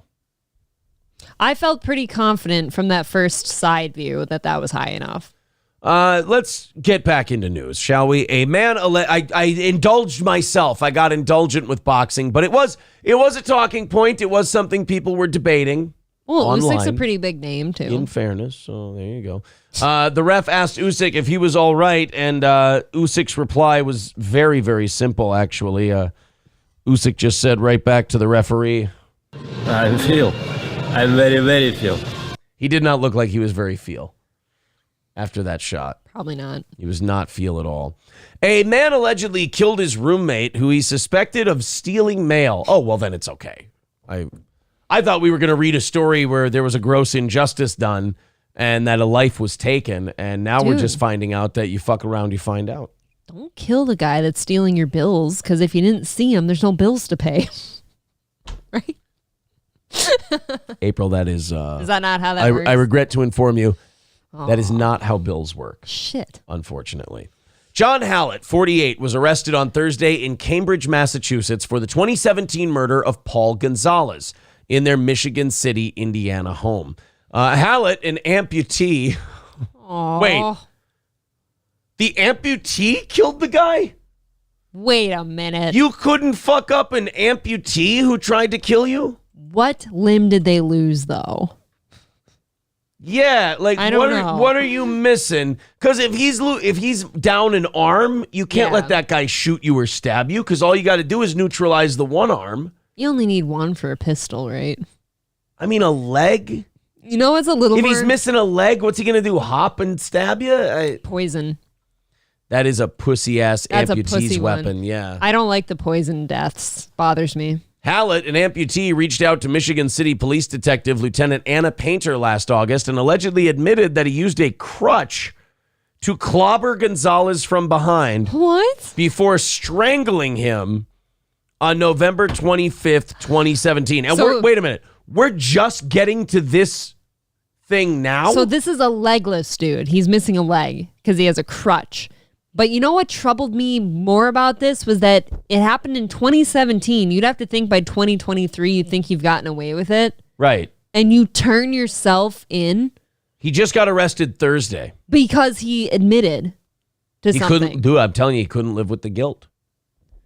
Don't be killing people if you can't live with it. The guilt right? the guilt tortures you, and he had to turn himself in. Guys, before you make a decision like that, life altering, you have got to reason with yourself first. So he clobbered his roommate with a crutch, then strangled him to death, kept his body in a basement for nearly 2 months before dismembering him with a hacksaw. Gah. Well, You can't stop that from smelling. Look, when you only have one limb, you got to figure out how the hell you're going to dispose of this guy. Right. And do you have any idea how long it would take to cut a guy up with a hacksaw when you got only one leg or one arm? Got no support. God, I hope you put that in a freezer first. Well, You can't stop that from smelling. John believed that Paul was stealing his mail and that Paul was trying to get him kicked out of the house. The alleged killer first moved Gonzalez's corpse into a bedroom for a few days, then moved the body to the basement where he kept it for 56 days before taking a hacksaw to it. Oh, God. Now, it does stop smelling after a while, doesn't it? No, I mean, yes, when it's like super decomposed and like no flesh left. But I'm telling you, if there's any amount of flesh left on a body, like on a skeleton, it will stink. Until the day that like everything rots is away. eaten off of it, it's gonna stink. Hallett allegedly dismembered and disemboweled the body. Well, that's going to take care of a lot of the stink if you get the guts out. Somebody tell me, though, how you've got a 56-day rotten body stinking, how you can get through disemboweling it. Imagine how that apartment smelled Dude, when it didn't have a dead body in it. I've disemboweled deer when I've just killed it. And that stinks. It's look, fresh and it stinks. I've disemboweled humans before. Nothing over the age of 4. But so nothing like super serious. But still, I feel like I have some frame of reference here. I'm actually supposed to have like 6 stepchildren. Yeah, but, experiments and all that. I just hear Erica in my head, and I just go into experimental. I go into Mengele mode. It's strange. I'm kidding, YouTube. Hallett allegedly dismembered and disemboweled the body, placing the parts in trash bags and dumping them in public trash cans around the city. See, Okay. now stories like this change my mind. Like, you see those forensic shows, and you go like, oh my God, I could never get away with murder. Like, there's no way I could ever get away with murder ever in my life. There's no way. There's too many smart people. But then I see stories like this, and I'm like, some crippled fuck carved a guy up. That means some guy walked around this town, like hobbling his ass around on a crutch with bags of guts, just dumping them in garbage cans and getting away with it. I don't get it. Somebody had to help this guy because if you have one leg missing, body parts are heavy, dude. Like, they're very heavy. How are you going to carry bags and bags of body parts to a garbage can? Many bags. How are you doing that with one leg? You need crutches. But look, that's what I'm saying. Like, this guy deserves a little bit of credit. Like, this is an undertaking for a guy with his limitations. It is. He would have gotten away with it, but he decided to confess. He confessed. You idiot. Well, he felt terrible about what he'd done. Well, don't. I don't think you hack somebody's body no. up with a hacksaw and then go, oh, ho-hum, moving on with the rest of my life. This might be my projection here speaking, but if I have had it with somebody to that level of sickness that I will kill them, I'm not feeling bad about it. You have got to make sure you don't feel bad about that before you do it. Citizen M with a great idea. I think what you got to do is you got to take it to Planned Parenthood. You put it in their dumpster. They'll never know if the parts are from a baby they aborted or a dead body. It's actually perfect. I've never thought about how bad those dumpsters would smell. You would think, do they not incinerate those parts? I try not to think about what an organization does with little black baby corpses. So I guess I wouldn't know. Out of respect and the smell, those two things alone, you should be like incinerating them, right? You don't let it rot in a dumpster. Where do you have an incinerator that you just have access to that you can throw shit into? Home. And they're just gonna let you, hey man, I got on a slow day, it's on to like Tuesday I got bags nights. of garbage. You mind if I just throw them in your incinerator? Oh yeah, we always let people come by and burn shit without telling us what it is. No, I'm sure there's a contract. Police used cadaver dogs and lab testing to confirm that Gonzalez's body had been kept in the basement. She received the arrest warrant for Hallett on August 8th, leading authorities to track him down in Bay State. He was awaiting extradition to Indiana on charges of murder and abuse of a corpse. Oh, I want to see this story. I've got to hear what this woman had to say. I need to hear what that eyewitness said. Can you search for like her name? Oh no, I'll get the link here. They'll have it in the. Oh no, maybe they won't. Hold just like on. search for her name. John. Oh no, we'll just go John Hallett, Boston 25 News. John Hallett, Boston 25.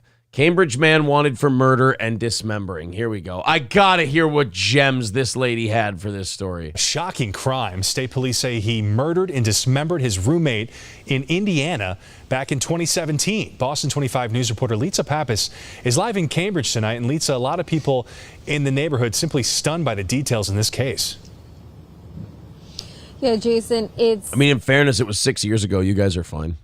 You know what I'd be thinking? How didn't I smell that? Right.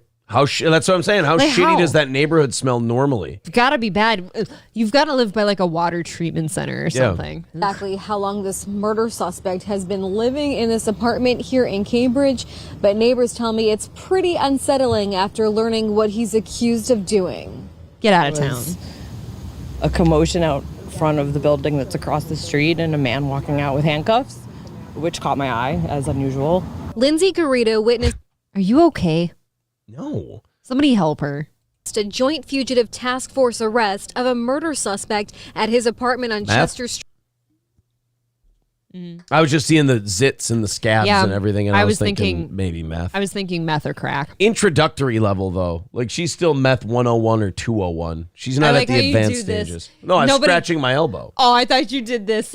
No. I was singing Skinamarinky Dinky Dink. Skinamarinky Doo. Street in Cambridge Thursday. Mass State Police say they took John Hallett, who's 54, into custody for killing and dismembering his former roommate in Indiana in 2017. He looked about as normal as they come. He was calm. Except for having one leg and shit. But yeah, I mean, other than that, he looked totally normal. So is this the Indiana neighbor or the one where he lived now? Because this person... This is the neighbor now where he was arrested. So this person never saw anything but the arrest. Walked out of his building in a large group. That large group of officers included U.S. Marshals, Mass State Police, and Cambridge Police. I lived like 2 houses down. I was walking to the gym and I saw probably like 20 men in bulletproof vests. And I just assumed they were like shooting a movie or something because this stuff like doesn't happen. Really? Oh, you poor thing. They went to Michigan City, Indiana, you know, that hotbed of cinema. Like, yeah, I just assumed they were shooting a movie. You know, all these men walking around with no cameras and no shooting equipment and no vans or trucks except for police cars. The conclusion I came to was that they were shooting a film. Well, you know, Aaron, never let a good murder go to waste. You should save that footage for the next Die Hard movie. I guess. Been around here. Got Police some in B-roll. Michigan City, Indiana say even though the murder happened 6 years ago, they just obtained new DNA evidence linking Hallett to the murder of his roommate. A cadaver dog found human remains in the basement of their old apartment, and police believe Hallett struck his roommate with a blunt object, choked him, and then disposed of his body in multiple public trash cans. So did they get that because he told them? Or because a fucking cadaver dog sniffed some shit out? That's it. It was the cadaver dogs. But he cut him up into pieces. They said, hold on, they said that there was new DNA evidence introduced and they found evidence in the basement. That means whoever was living there was living with that. Because he hasn't lived there since 2017. You know? That's crazy that they can figure all that out 6 years later from just that. Somebody was living in there in that. Just thinking though, living that close to someone that's taken another human's life is definitely unsettling. Very good. What is wrong with you? Drugs, I think. But also, ma'am, you were fine as long as you never stole his mail. Exactly. You were good. The what guy, if she did? Look, the guy lives by a code. All right? Don't steal his mail. He won't fucking kill you. Here's my thing when people say something like that. We all live around veterans. We hang out with veterans and as if they haven't taken lives on occasion, you know, and you don't say that about them. It is interesting. It's just interesting to me sometimes the arbitrary lines we we make as far as taking another life and stuff. You'll treat a veteran very different from a serial killer, I guess. I don't know. Me? No. The general public. Oh, John Q. Public. Yeah, of course. All right, guys, we got 10 minutes until we rattle this here offering plate and try to knock out the rest of tonight's goal. 165 away. We got our W this morning. Let's see if we can get another one tonight. If everybody feels like chipping in, please do. Streamlabs, PayPal, Venmo, Super Chats, memberships, gifted memberships, Rumble Rants, etc. Thank you guys very much. Up over 300 people watching the program at the moment.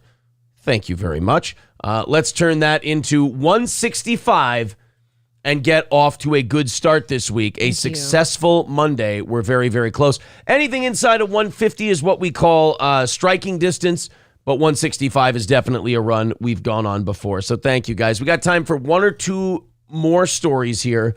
Then we got to rattle the old offering plate, fire up the gospel music, see if we can knock out the rest of that 165, and then hopefully after that, 30 minutes of overtime. This has flown by. It's been a quick moving show.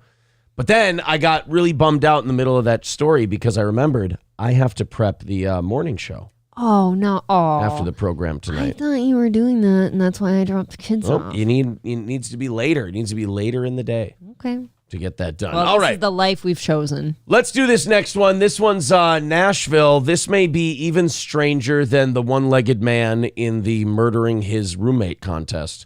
Let's go ahead and check this story out from, they like to call it Music City.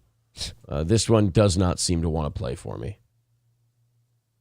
Oh, it's literally just a black screen. Well, I'm against it then. Oh, well, what do you do? It's a hard work. Brings back bad memories for me. It's a hard-working black screen. What do you do? I can read this one to you. It's worth it. A Nashville hospital patient was arrested Friday after police said she kicked a nurse in the face and flung blood towards staff while shouting racial slurs. What's funny about this is any one of those three things on their own can get you arrested at a hospital. Oh, yeah. But she just combined all three. You've got assault in three different manners. Yeah. Metro officers were dispatched to TriStar Summit Medical Center in response to a patient fighting with staff. Responding officers found the patient, 45-year-old Gregory Pollock, restrained to a bed. I mean, it was necessary. He was asking for it. Yeah, they kind of had to. Sometimes you see a guy restrained to the bed and you go, Jesus Christ, man, what do they do to you? And then you see a guy strained to the bed covered in blood shouting the N-word and you're like, I see how you got here. This can only happen now if that guy was getting like a blood transfusion, right? Otherwise, how do you get enough blood to sling at somebody? You got an IV maybe, and can you sling blood from an IV? I don't know. God, I hope not. Stop that. Look, this guy operates under where there's a will, there's a way. I don't like it. Hospital staff and security told police Pollock had been kicking and directing racial slurs toward the staff. He kicked one nurse in the face. Now, I can't be the only person who needs to know in this story what were the races of the people he was yelling at. Yeah. And what were the racial slurs he was using? I think they were Latinas. I'm just going by my gut feeling here. I usually divert back to black and say that he's shouting the N-word. Especially where is this? Tennessee? You think there's a lot of black nurses in Tennessee? I think there's a lot of black nurses in general. Only if it's in Memphis. Where were we? In Nashville. See, that doesn't sound right to me. You think he was yelling at Mexicans? Yeah. What about Asians? Could have been yelling at Asians. None of them in Nashville. Okay, so you're they don't saying, like country music. You're saying either Hispanics or black people. I don't know. All right. I'm not a doctor. Balls Deep with $3. Thank you very much, Balls. Appreciate that. 165 away from knocking this thing out tonight. A little over 5 minutes until we fire up the music. Thank you. Skeezy said definitely Polish. What if it was like Scandinavian That would be people? Well, his name is Pollock. That's close to Polak. He could have just been trying to say his name. This could be a giant misunderstanding. Really big misunderstanding. Yeah. They said he took out his IV. Told you, he took out his IV and began to fling blood I hate that toward the visual. hospital staff and security. Pollock smelled like alcohol. Wait, what? Are we sure this wasn't Frank Gallagher? Yes, and was uneasy on his feet. He was transported to Metro Jail and charged with assaulting a nurse. Oh, God. Because, I guess, technically, if you think about it, shouting the N-word at someone isn't illegal. It's not. So you It's can't frowned arrest him for upon. that. in some You would circles. think flinging your blood at people would be illegal. That has to be. That 100% is assault because you could have, depending on what that guy looked like or, where he's from, he could have a few diseases in that blood. Thank you very much to Atomic Ray for becoming a monthly supporter on Rumble. That's $5 a month, and it recurs every month. That helps us bring the goal down at the beginning of the month. Appreciate that. Thank you. Now we're only 160 away from tonight's goal, so we are getting very close to striking distance here. Von Kaiser with $10 says, is today Jimmy Shaker Day? Victor, if you're listening, this would be a heroic find on your part. If you can find me Gary Sinise say in the movie Ransom saying, is today Jimmy Shaker Day, could you get that to me as a drop? I would love to have it. Yeah, Huge says that is biological terrorism. Yes. I thought there were laws on the books for flinging blood at Check people. it out. And this is just a start. Excuse me, I'm sorry. HIV, AIDS, hepatitis, what else is blood? Are you reading my last medical Sickle chart? cell. Oh, well, no. Fucking. Sickle cell. No, we established this guy's white. Sorry. Are you sure? Citizen M with a good line. He says, assaulting a nurse, producer Joe in the house. No. He would try assaulting an elderly person and get the shit beat out of him. He would just yell at the nurse. I want to change my guess, by the way, from Latina to white. I think they were just white nurses and he was yelling the N-word at them. Just for funsies. That's lazy. On his part. Wait, yeah, who's lazy? Yelling the guy. I'm not making sweeping generalizations about any Well, thank you. particular I'll group. sleep tonight now. Boys and gals, we are officially now within striking distance with 3 or 4 minutes until we rattle the offering plate. 150 away. Let's hammer out the rest. It's very doable. It's looking like when we play the music tonight, it's MSO and Steel Toe are in an even battle. I like that he comes every time for the battle. He's coming all the time. But it's 150 is kind of that break even between the two of us where like he feels he's got an even shot and we feel we've got an even shot at knocking it out. So those are kind of the fun ones. We don't know anything more about that guy other than he's probably going to die young.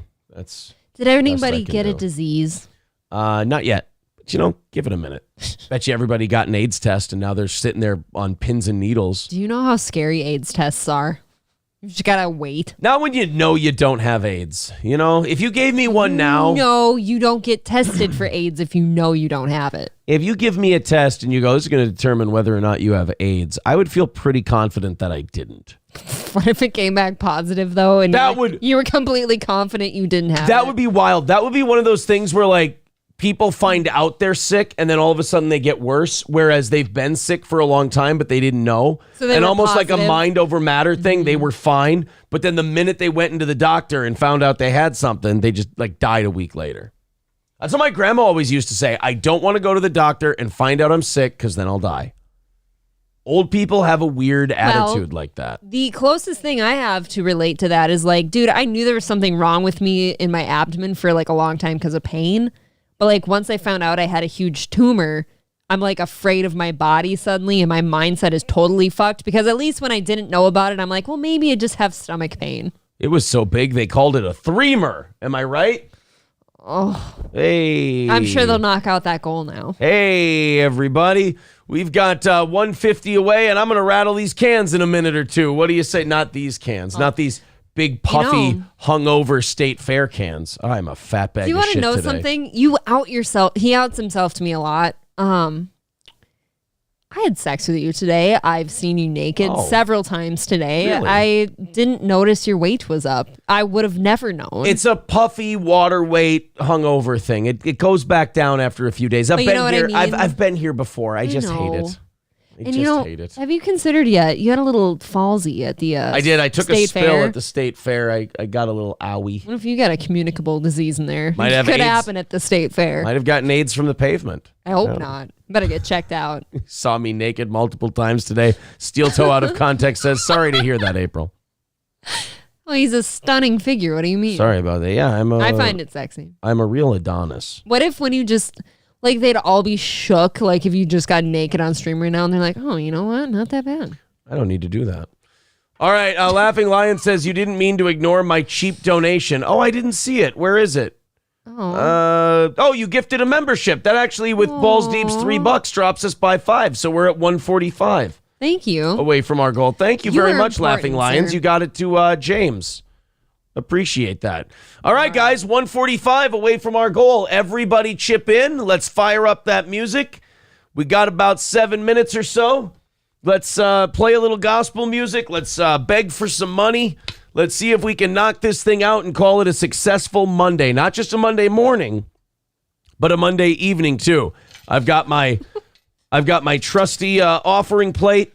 We'll take our donations. That is how our show makes its money. If we get that number down to 0 tonight, we add another 30 minutes on to the end of the show. We have that giant transvestite teacher from Canada on tonight's show. We've got an update. We've got an Atlanta football high school coach who has been arrested after he fucking gut punched one of his players on camera. And there's this guy. And then we've got a dentist who murdered his girlfriend with the nitrous oxide, with the sleeping gas. Guys, this has been a fun, fast show. I'm Fucking rules. too tired for bed right now. We need to wear me out a little more. Get this goal figured out. Rumble and YouTube got about a little over 300 people hanging out right now, so let's fire up that music and see if we can knock out that last 145. Here we go, boys and girls. Shit. Streamlabs, PayPal, Super Chats, fill up that offering plate, and let's see how close we can get to 0. Now, of course, hitting 0 means this show is fully supported financially by the audience that listens to it. We do appreciate that. So here we go. Do it. The music is here. We've got about 6 minutes to go. Fire it up and throw a couple bucks in a piece, and we'll be able to call it a successful evening. Here you go, April. Aww. Shake that piece of shit. Fill it up so we can get drugs for his MRSA. Oh, yeah, treatment. my MRSA drugs. Oh, of course. So he doesn't die. Crunchy Cynicism says, I want to help wear April out. Meow. All right, 140.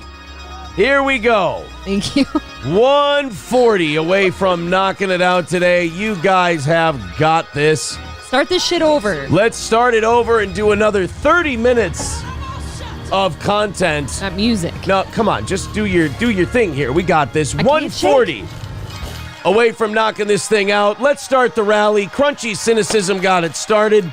Damn it. The rest of you throw in and hit that 140. 5 minutes to go, and off we go. Everybody become a member. That's one way to do it. Everybody throw in a couple of bucks. We'll do it that way. Everybody throw a little something at PayPal. Let's get creative the way we do this. Fill up that there offering plate. I'm feeling lonely. Throw up your hands. Throw it in there.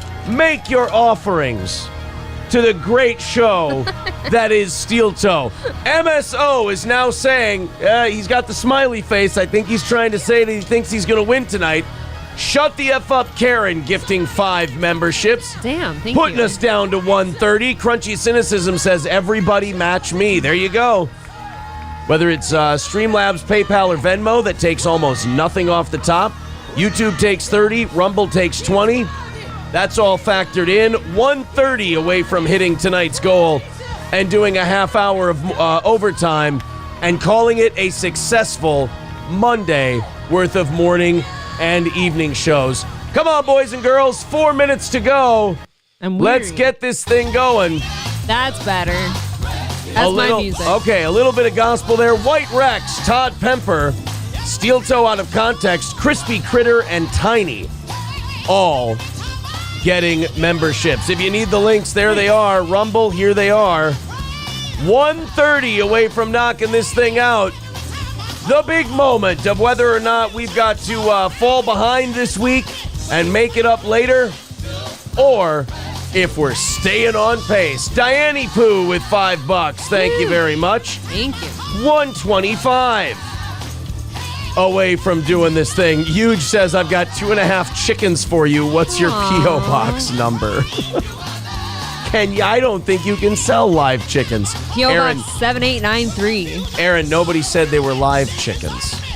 Great point. Are they barbecued? 125 away from hitting tonight as we continue to push downward on that goal. Don't let MSO win. 3 minutes to go. 3 minutes to go on tonight's program. Either we're ending in 3 minutes or we're getting under $50, getting to zero, and adding another half hour of programming for you. And we've got plenty left to offer. Yeah, I don't want the party to end yet. 125 Streamlabs, PayPal, Venmo, Super Chats, memberships. 300 of you here, just a couple more pitching in, and we'll have this thing taken care of. Crunchy Cynicism with $5. Freaky Deaky. Thank you. With $9.99. Thank you very much, buddy. Let's go ahead and get that. There we go. Now it's in the right place. Y'all haven't seen me for 5 days. I don't want to leave yet. That's going to put us at 110 away from tonight's goal. So there we go, closer and closer. Crunchy Cynicism said, damn, girls run the world, apparently. Get it, ladies. Freaky Deaky with $9.99 says, shake the B-cups, not the offering cup. Hey. What? They're very nice and perky, I'll have you know. Talking a little shit. Thank you very much to NoPen15 Fathead with $15 over on PayPal. Thank you, buddy. All right, guys, we're in the double digits. $95 away. 2 minutes to go. Let's get it going. $95 away. And 2 minutes left. The difference between Steel Toe starting behind this week or Steel Toe having a successful Monday, it's that close. Let's do it. $95, 2 minutes to go. As we hit refresh and make sure we're all caught up. There's the links. Atomic Ray says, y'all welcomed, goddamn pores. Hey, they're doing what they can. Everyone get in there. Fill up this offering plate. MSO says, honestly, I want more show tonight. I do too. Well, you're a minute and a half away from a victory here, MSO. Aww. That offering plate needs to get filled up. You see the links in the chat. Click them. Throw a little something our way into that offering plate and let your favorite e-beggars continue to entertain you for another 30 minutes tonight. Hit subscribe, hit like, become members. Oh, we've got the begging in full force tonight. $95 away. Oh, God. 1 minute left. 1 minute away. Yes, we got all the gifted memberships. Thank you, guys very much. Neat Trump, we got yours from a while back. Don't send us to bed yet. Absolutely. All right, are we going to get to entertain you? 45 seconds to go. $95 away from this evening's goal. It's not looking good. No. $95 away. We got to make that up the rest of the week. 30 seconds to go. Streamlabs, PayPal, Venmo, YouTube, Rumble. Oh, you don't want to start a Monday off behind. No. Looks like I'll have to jot down a note here that we're $95 short. Are you not entertained? For the week. All right. 10 seconds left. 7, 6. Oh, NoPen15 with $50 over on PayPal. That puts us at 45 away from tonight's goal. That means that you guys cut the music. We're out of time. But we got within 50, which means you guys bought yourself another 30 minutes. But you have to knock it out, as we call it, on credit. We're 45 away, or we got to rattle it again and come back to you with the little e-begging stunt. Thank you, sir. That we like to do. Thank you to NoPen15 Fathead. He says, fuck MSO. My arm is getting tired. Well, guys, I tell you what, you're still 45 short, so you're still going to get begged at during this overtime, because I will do whatever it takes to make sure that I get to do this show that I like doing. I tell you that. All right, 45 away. Let's keep it going. Everybody throw in a little bit.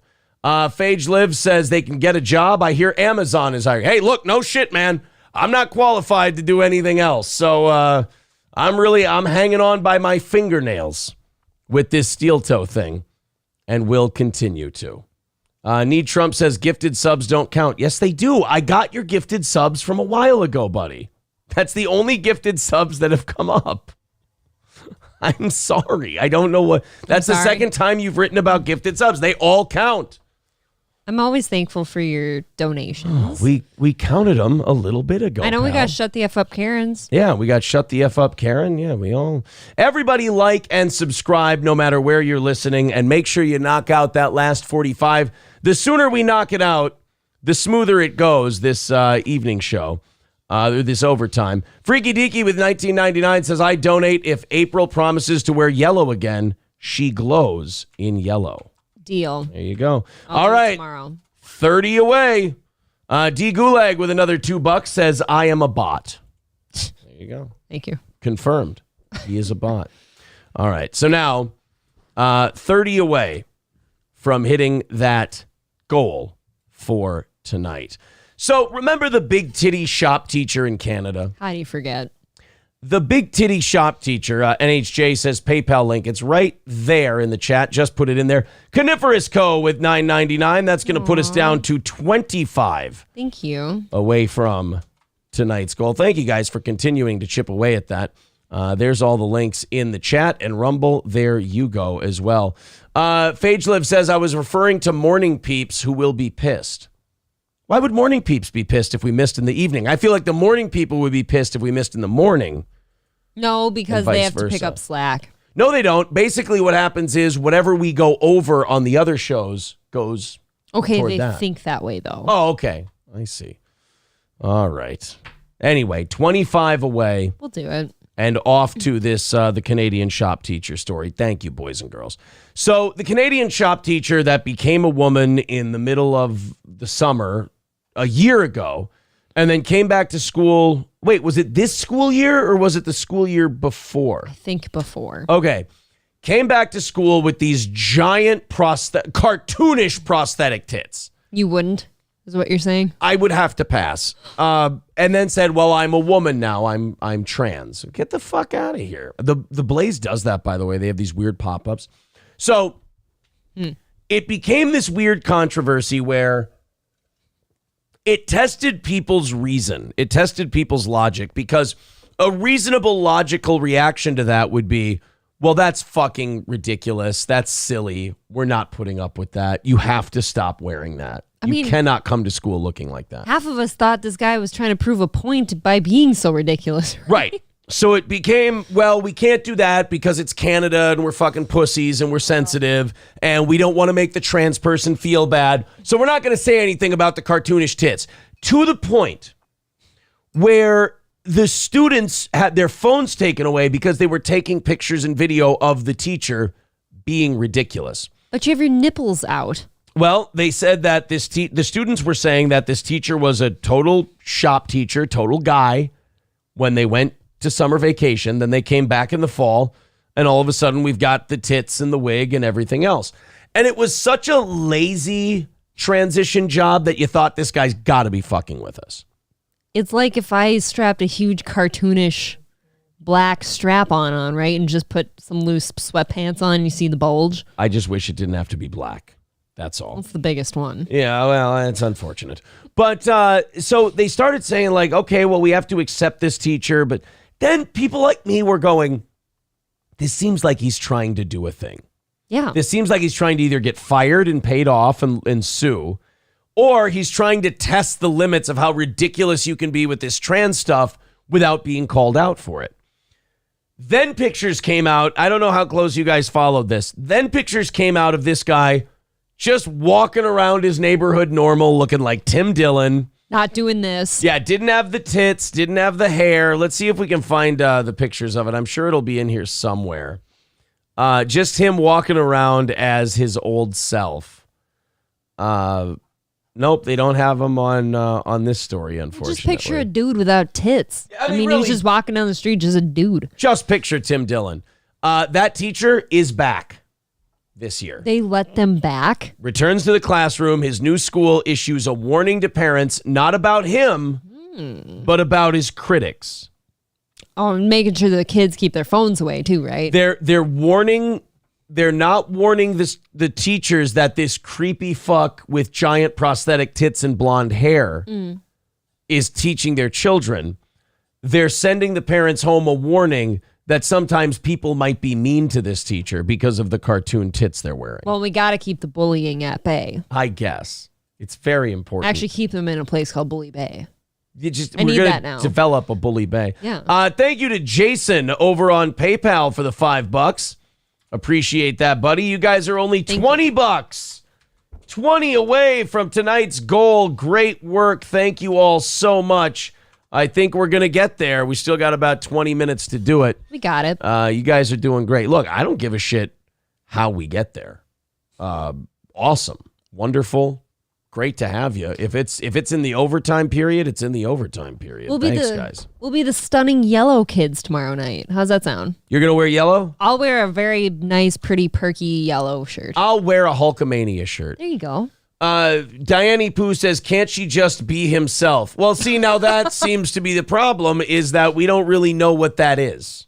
Can we, at least pick one? Yeah, we don't know if it's the Tim Dillon guy walking around the neighborhood or if it's the teacher with the crazy prosthetic tits and the shitty blonde wig. I would laugh my dick off, too, if, in the classroom with the big old tits, if, they talk like this and all feminine and stuff. Then you meet them on street corners. Like, hey, how's it going? Just, the deepest voice of all time. The Blaze previously reported that Lemieux taught at Oakville Trafalgar High School, where he trotted around the class with the wig, the lipstick, and the giant titties. Aren't those a liability? Despite being photographed walking around elsewhere without his costume, Lemieux repeatedly claimed his breasts were real, alleging they were enlarged as the result of a condition that afflicts some real women, classified as gigantomastia, which can also be referred to as macromastia or breast hypertrophy. Look, when we're all PMSing, they grow a cup size or two. But I don't think we're doing that. They don't get that big? Because you can't walk around without the giant prosthetic tits and then put them on one day and say that they're real. He's saying they're real, as if they grow that much. What the parents had an idea that they would ask the school board to institute a dress code. And that way that you wouldn't be allowed to wear those prosthetics. The school board refused late last year and said to do so would be discriminatory. It wouldn't be right. In March, 1 month. Oh, so this was this year. God, doesn't it seem like it doesn't? Longer? Yeah, it feels like longer. In March, one mother blasted the Halton District School Board at a Board of Trustees meeting, stating, parents and schools alike teach children about the importance of boundaries and consent. Boundaries define professionalism in the education system and must be upheld for all in order to restore public trust. Yeah, I don't think we've had that since 2007. No offense. It's been a while. The lines have been pretty blurred since then. It's Triple N saying, rule number 1, no giant tits with protruding nipples. That does seem to be a pretty safe rule. Unless you're teaching a National Geographic class. I guess. Right. Huge says, we need more one-legged vets chopping people off. Well, no, that's only if they steal their mail. I mean, it's a very specific kind of enforcement. Coniferous Co. with 199 says, April, imagine lich school teachers doing this. How would that go in the... If my fucking shop teacher pulled that shit.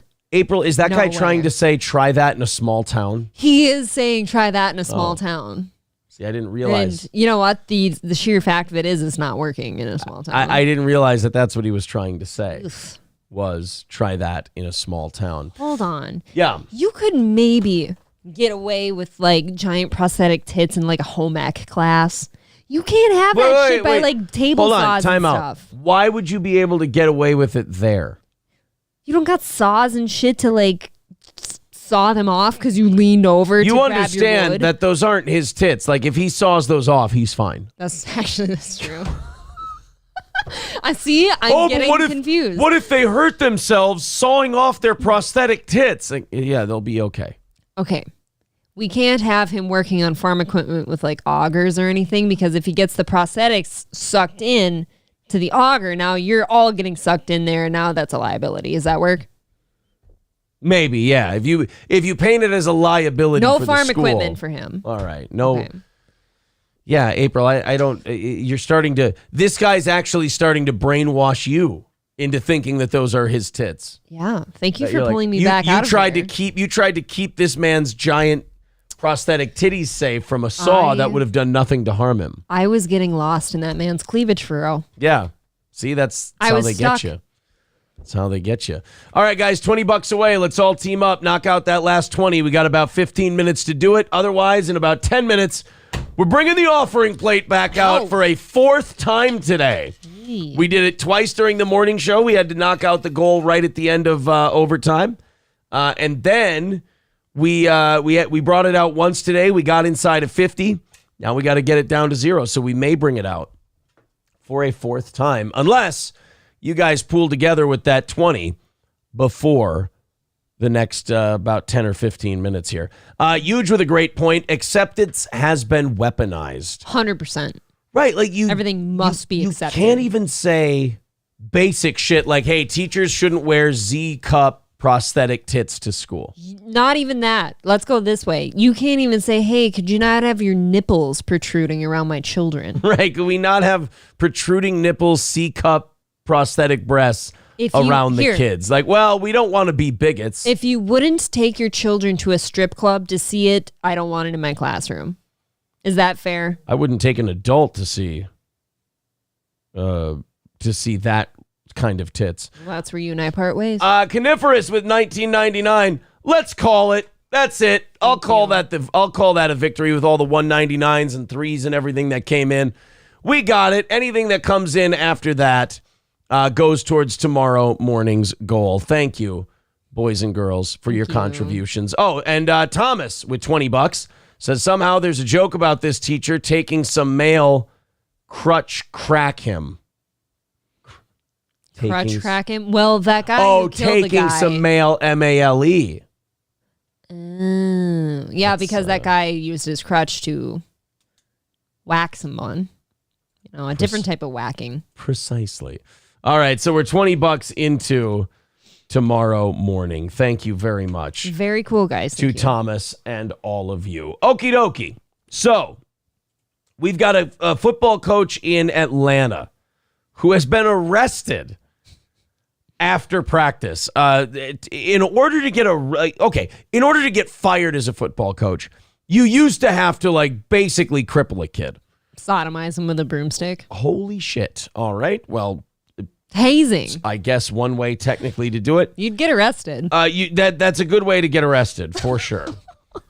But a plunger, I don't know. In this Atlanta one, in order to get arrested and fired from your coaching job in football, it just takes one good quick shot. I'll show you what I mean. This is a football practice that was being filmed in Atlanta for a local high school. Okay. It was one of those fall scrimmages that they do. I love a good scrimmage. It was a fall scrimmage between two schools, and one coach decided he was none too pleased with the attitude and performance of one of his players. Keep an eye on this guy here. Oh, no, I'm sorry. Wrong one. Keep an eye on Daniel Dubois right here. Here he goes. Oh. He just punched him in the gut. He's yelling at him. Quick, tight one. Yeah, he was yelling at him about some bullshit play he ran and just boom. And you know what really probably fucked the kid up is you're not tensed up. You're not ready to take that punch. You don't have padding there either. Yeah, he just snuck one right underneath the shoulder pads. Ouch. Oh. Just a short, quick. And like any good body shot, you get that delayed reaction. Yeah, he takes a step back. He's like, the fuck? That kid pukes from that probably, right? You could. I bet you'd puke from that. One more time. Oh. Just right. And then I love that he punches him in the gut and then keeps yelling at him. I don't think you can punch your student athletes, can you? It's frowned upon nowadays. Typically, even in Georgia where they take that shit really seriously. They still, even in Georgia, they frown upon the punching kids in the stomach during football practice. The disgusting act occurred during the first quarter of the Mays High School, Douglas County High School football game at Henderson Stadium in Georgia on Saturday afternoon. The Peachtree TV broadcast captured the assistant coach in his player's face, number 24, before decking the boy with a right to his gut. Atlanta Public Schools didn't waste any time. They told us the coach, who is not a teacher, was taken into police custody shortly after the act of violence. Video from the live broadcast of the game shows the lay coach physically assaulting a player. The adult will be charged with simple battery and faces administrative charges from the district as well. The safety and well-being of all students, blah, blah, blah, blah, blah, conduct, professionalism, lawyer. As for the coach's future, it's hard to imagine him ever stepping foot on the high school sideline ever again. I mean, I would argue for really any team. Bare Knuckles actually going to sign him. Yeah, he might get a bare knuckle deal, but high school football coaching, maybe, you know what? Maybe at one of those like last chance schools. Last Chance U. Yeah. Shit, man. Have you seen that yet? I have not. I've got to show you that. I feel like I've seen the Gridiron Gang, so I'm good. Right? I mean, if I've seen the Gridiron Gang, it's fine. I've seen Last Chance U at that point. The lady's really hot, okay? All right, I've got our drop from Victor here. This will be good. I've got my the fact that he found it, fucking once again, I should never doubt him. He's brilliant. But bravo to Victor. You almost said Shaker. Yeah, I almost said Jimmy. I almost called him Jimmy Shaker. Here we go. We've got let's see if it's every bit as good as I remember it. My new drop is today, Jimmy Shaker Day. Perfect. That is perfect. Is today Jimmy Shaker Day. Look how happy you are. Or as George W. Bush once says, are today Jimmy Shaker Day. Gray Duckling says, been loving the heart button since this morning. Yeah, somebody complained about the heart button in the bottom right corner of the chat, and I told him right away, I'm like, dude, if you hate that heart button, you should have never said that you hate the heart button. Right, because now that's all you're going to see. Because now you're just going to stare at that heart button today, and you're going to wonder, is today Jimmy Shaker Day? I'm not going to use that. I'm not going to wear it out. I bet you won't use it 10 more times tonight. No, not at all. That's the COVID. Yeah. I just had COVID, man. I don't want to go back to that. Sorry. Those are weird. The Klan is back. No. Back again. Klan is back. Tell a friend. Zen Rhino says the mood. He was the one who didn't like the heart emote. Yeah, now look. Now the heart emote is going crazy in the chat. Look at that shit. Do you guys know that you can get different emojis out of it if you click on it and select a different one? Look at that. It doesn't have to be a heart. It can be a 100. You can be a frightened face. I'm sending 100s right now. 100. Shuli the Moon says Muhammad Ali had many Jimmy Shaker days. Oh. Is today Jimmy Shaker Day? What do you mean? You just shorten that to the moon. Also, somebody was saying that Mike Perry has already signed on to fight that coach. Good. It's good to see that he's got his first opponent. Very cool. All right, here's a guy who, as they say, brings his work home with him. And sometimes if you bring your work home with you, it can affect your relationship. Yeah, I do hate it when we do that. Yeah, just never bring your... We like to leave our work at work, then our home at home. So we found a guy, a dentist. Now, they say that dentist is like one of the most stressed out professions in the world. Very depressed. Like, yeah, they get really depressed. They've got all kinds of mental health issues. Is it from like children... No. It's because everybody hates you. That's what I mean. Everybody. Well, think about how much you personally hate the dentist. Yeah, it's got to wear on my dentist that I hate their guts. It does. I've had a conversation with her about that. She does. It wore on her that this went so poorly for you and you hate her.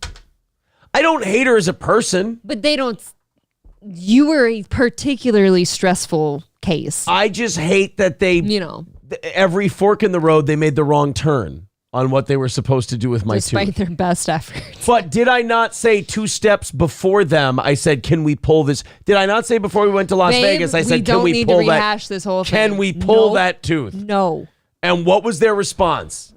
They said, I don't want to pull a healthy tooth. And I said, it's not healthy. Okay, they did a thing where they chose to go with the route of their schooling and let's not pull a technically live healthy tooth. Whereas they should have listened to the paying customer and just pulled the tooth. And I said, fucking pull that. Yeah, I believe I said, yank this fucking tooth out of my head right now. And once they yanked the tooth out of my head, I felt great. And you know what? I had to deal with this bitchiness, this shit, on my vacation. I know, because I was steroided up. There was a. Yeah. I remember telling you we were at Bardot for breakfast once, and you were just a fucking bitch. Really? Part of that the whole breakfast. I actually. And then I had to drug myself, and I was good to go. He was on steroids, so I get he was a bit more aggressive than usual. I choked her at breakfast. I beat the shit out of her. There was over bread. Don't you remember there was a moment where you were being really just kind of outrageous about nothing? It was weird. I went to the bathroom for a breather for a second, and I just stared at myself in the mirror. And think, they could have just pulled the fucking tooth. Could have taken the tooth. That's what I wanted. But I had to stare at a mirror for a minute. The loon says, look at all you anti-dentite bastards. Well, here's how dentists blow off steam in their free time. Let's go to this next story in Maryland. I hope they use the laughing behind gas. bars tonight. His neighbors are not letting down their guard here at his house, where they say after what they've seen the past couple of months, any activity is suspicious. Hold on to your fillings, kids. This was the second time Montgomery County Police surrounded this Clarksburg home Tuesday. I just see like SWAT cars and everything all over the place. So, my parents were home too. They were Did not expect to see that face when I heard that guy talking. I didn't expect to see a Milwaukee shirt on that guy. I didn't. There's a lot of Milwaukee tools. Look, there's a lot of stereotypes being broken in this one clip. I don't like this. Go back. Like SWAT cars and everything all surrounded this Clarksburg home Tuesday. I just see like SWAT cars and everything all over the place. So, my parents were hey, how did that who's the ventriloquist talking for this man? Right, and who's got their hand up this guy's ass? Yeah. home too. They were really scared. Earlier in the morning, they showed up heavily armed and arrested Dr. James Ryan on his way to his dental practice in Germany. Ant looks terrible. I think he should apologize to Ant now. I love that we went to war in so many countries and we brought equipment back and we're like, we don't know what the fuck to do with this shit. Here, just give it to the cops so when they go arrest a dentist, we can give them a fucking MRAP. The dentist has his little sharp pointy tools. Yeah. Oh man, he's got a toothpicker. Better bring out the Bradley fighting vehicle for this one. Heavily armed and arrested Dr. James Ryan on his way to his dental practice in Germantown, where police say he used his access to sedation drugs like ketamine and propofol. Oh, that's great. To give his girlfriend enough to overdose and die. Oh, that's not so great. Holy shit. Wow, that guy really hated that bitch. Just break up with her. Why is it so hard? He didn't stab her. He didn't shoot her. I mean, I feel like the guy gets style points at the very least.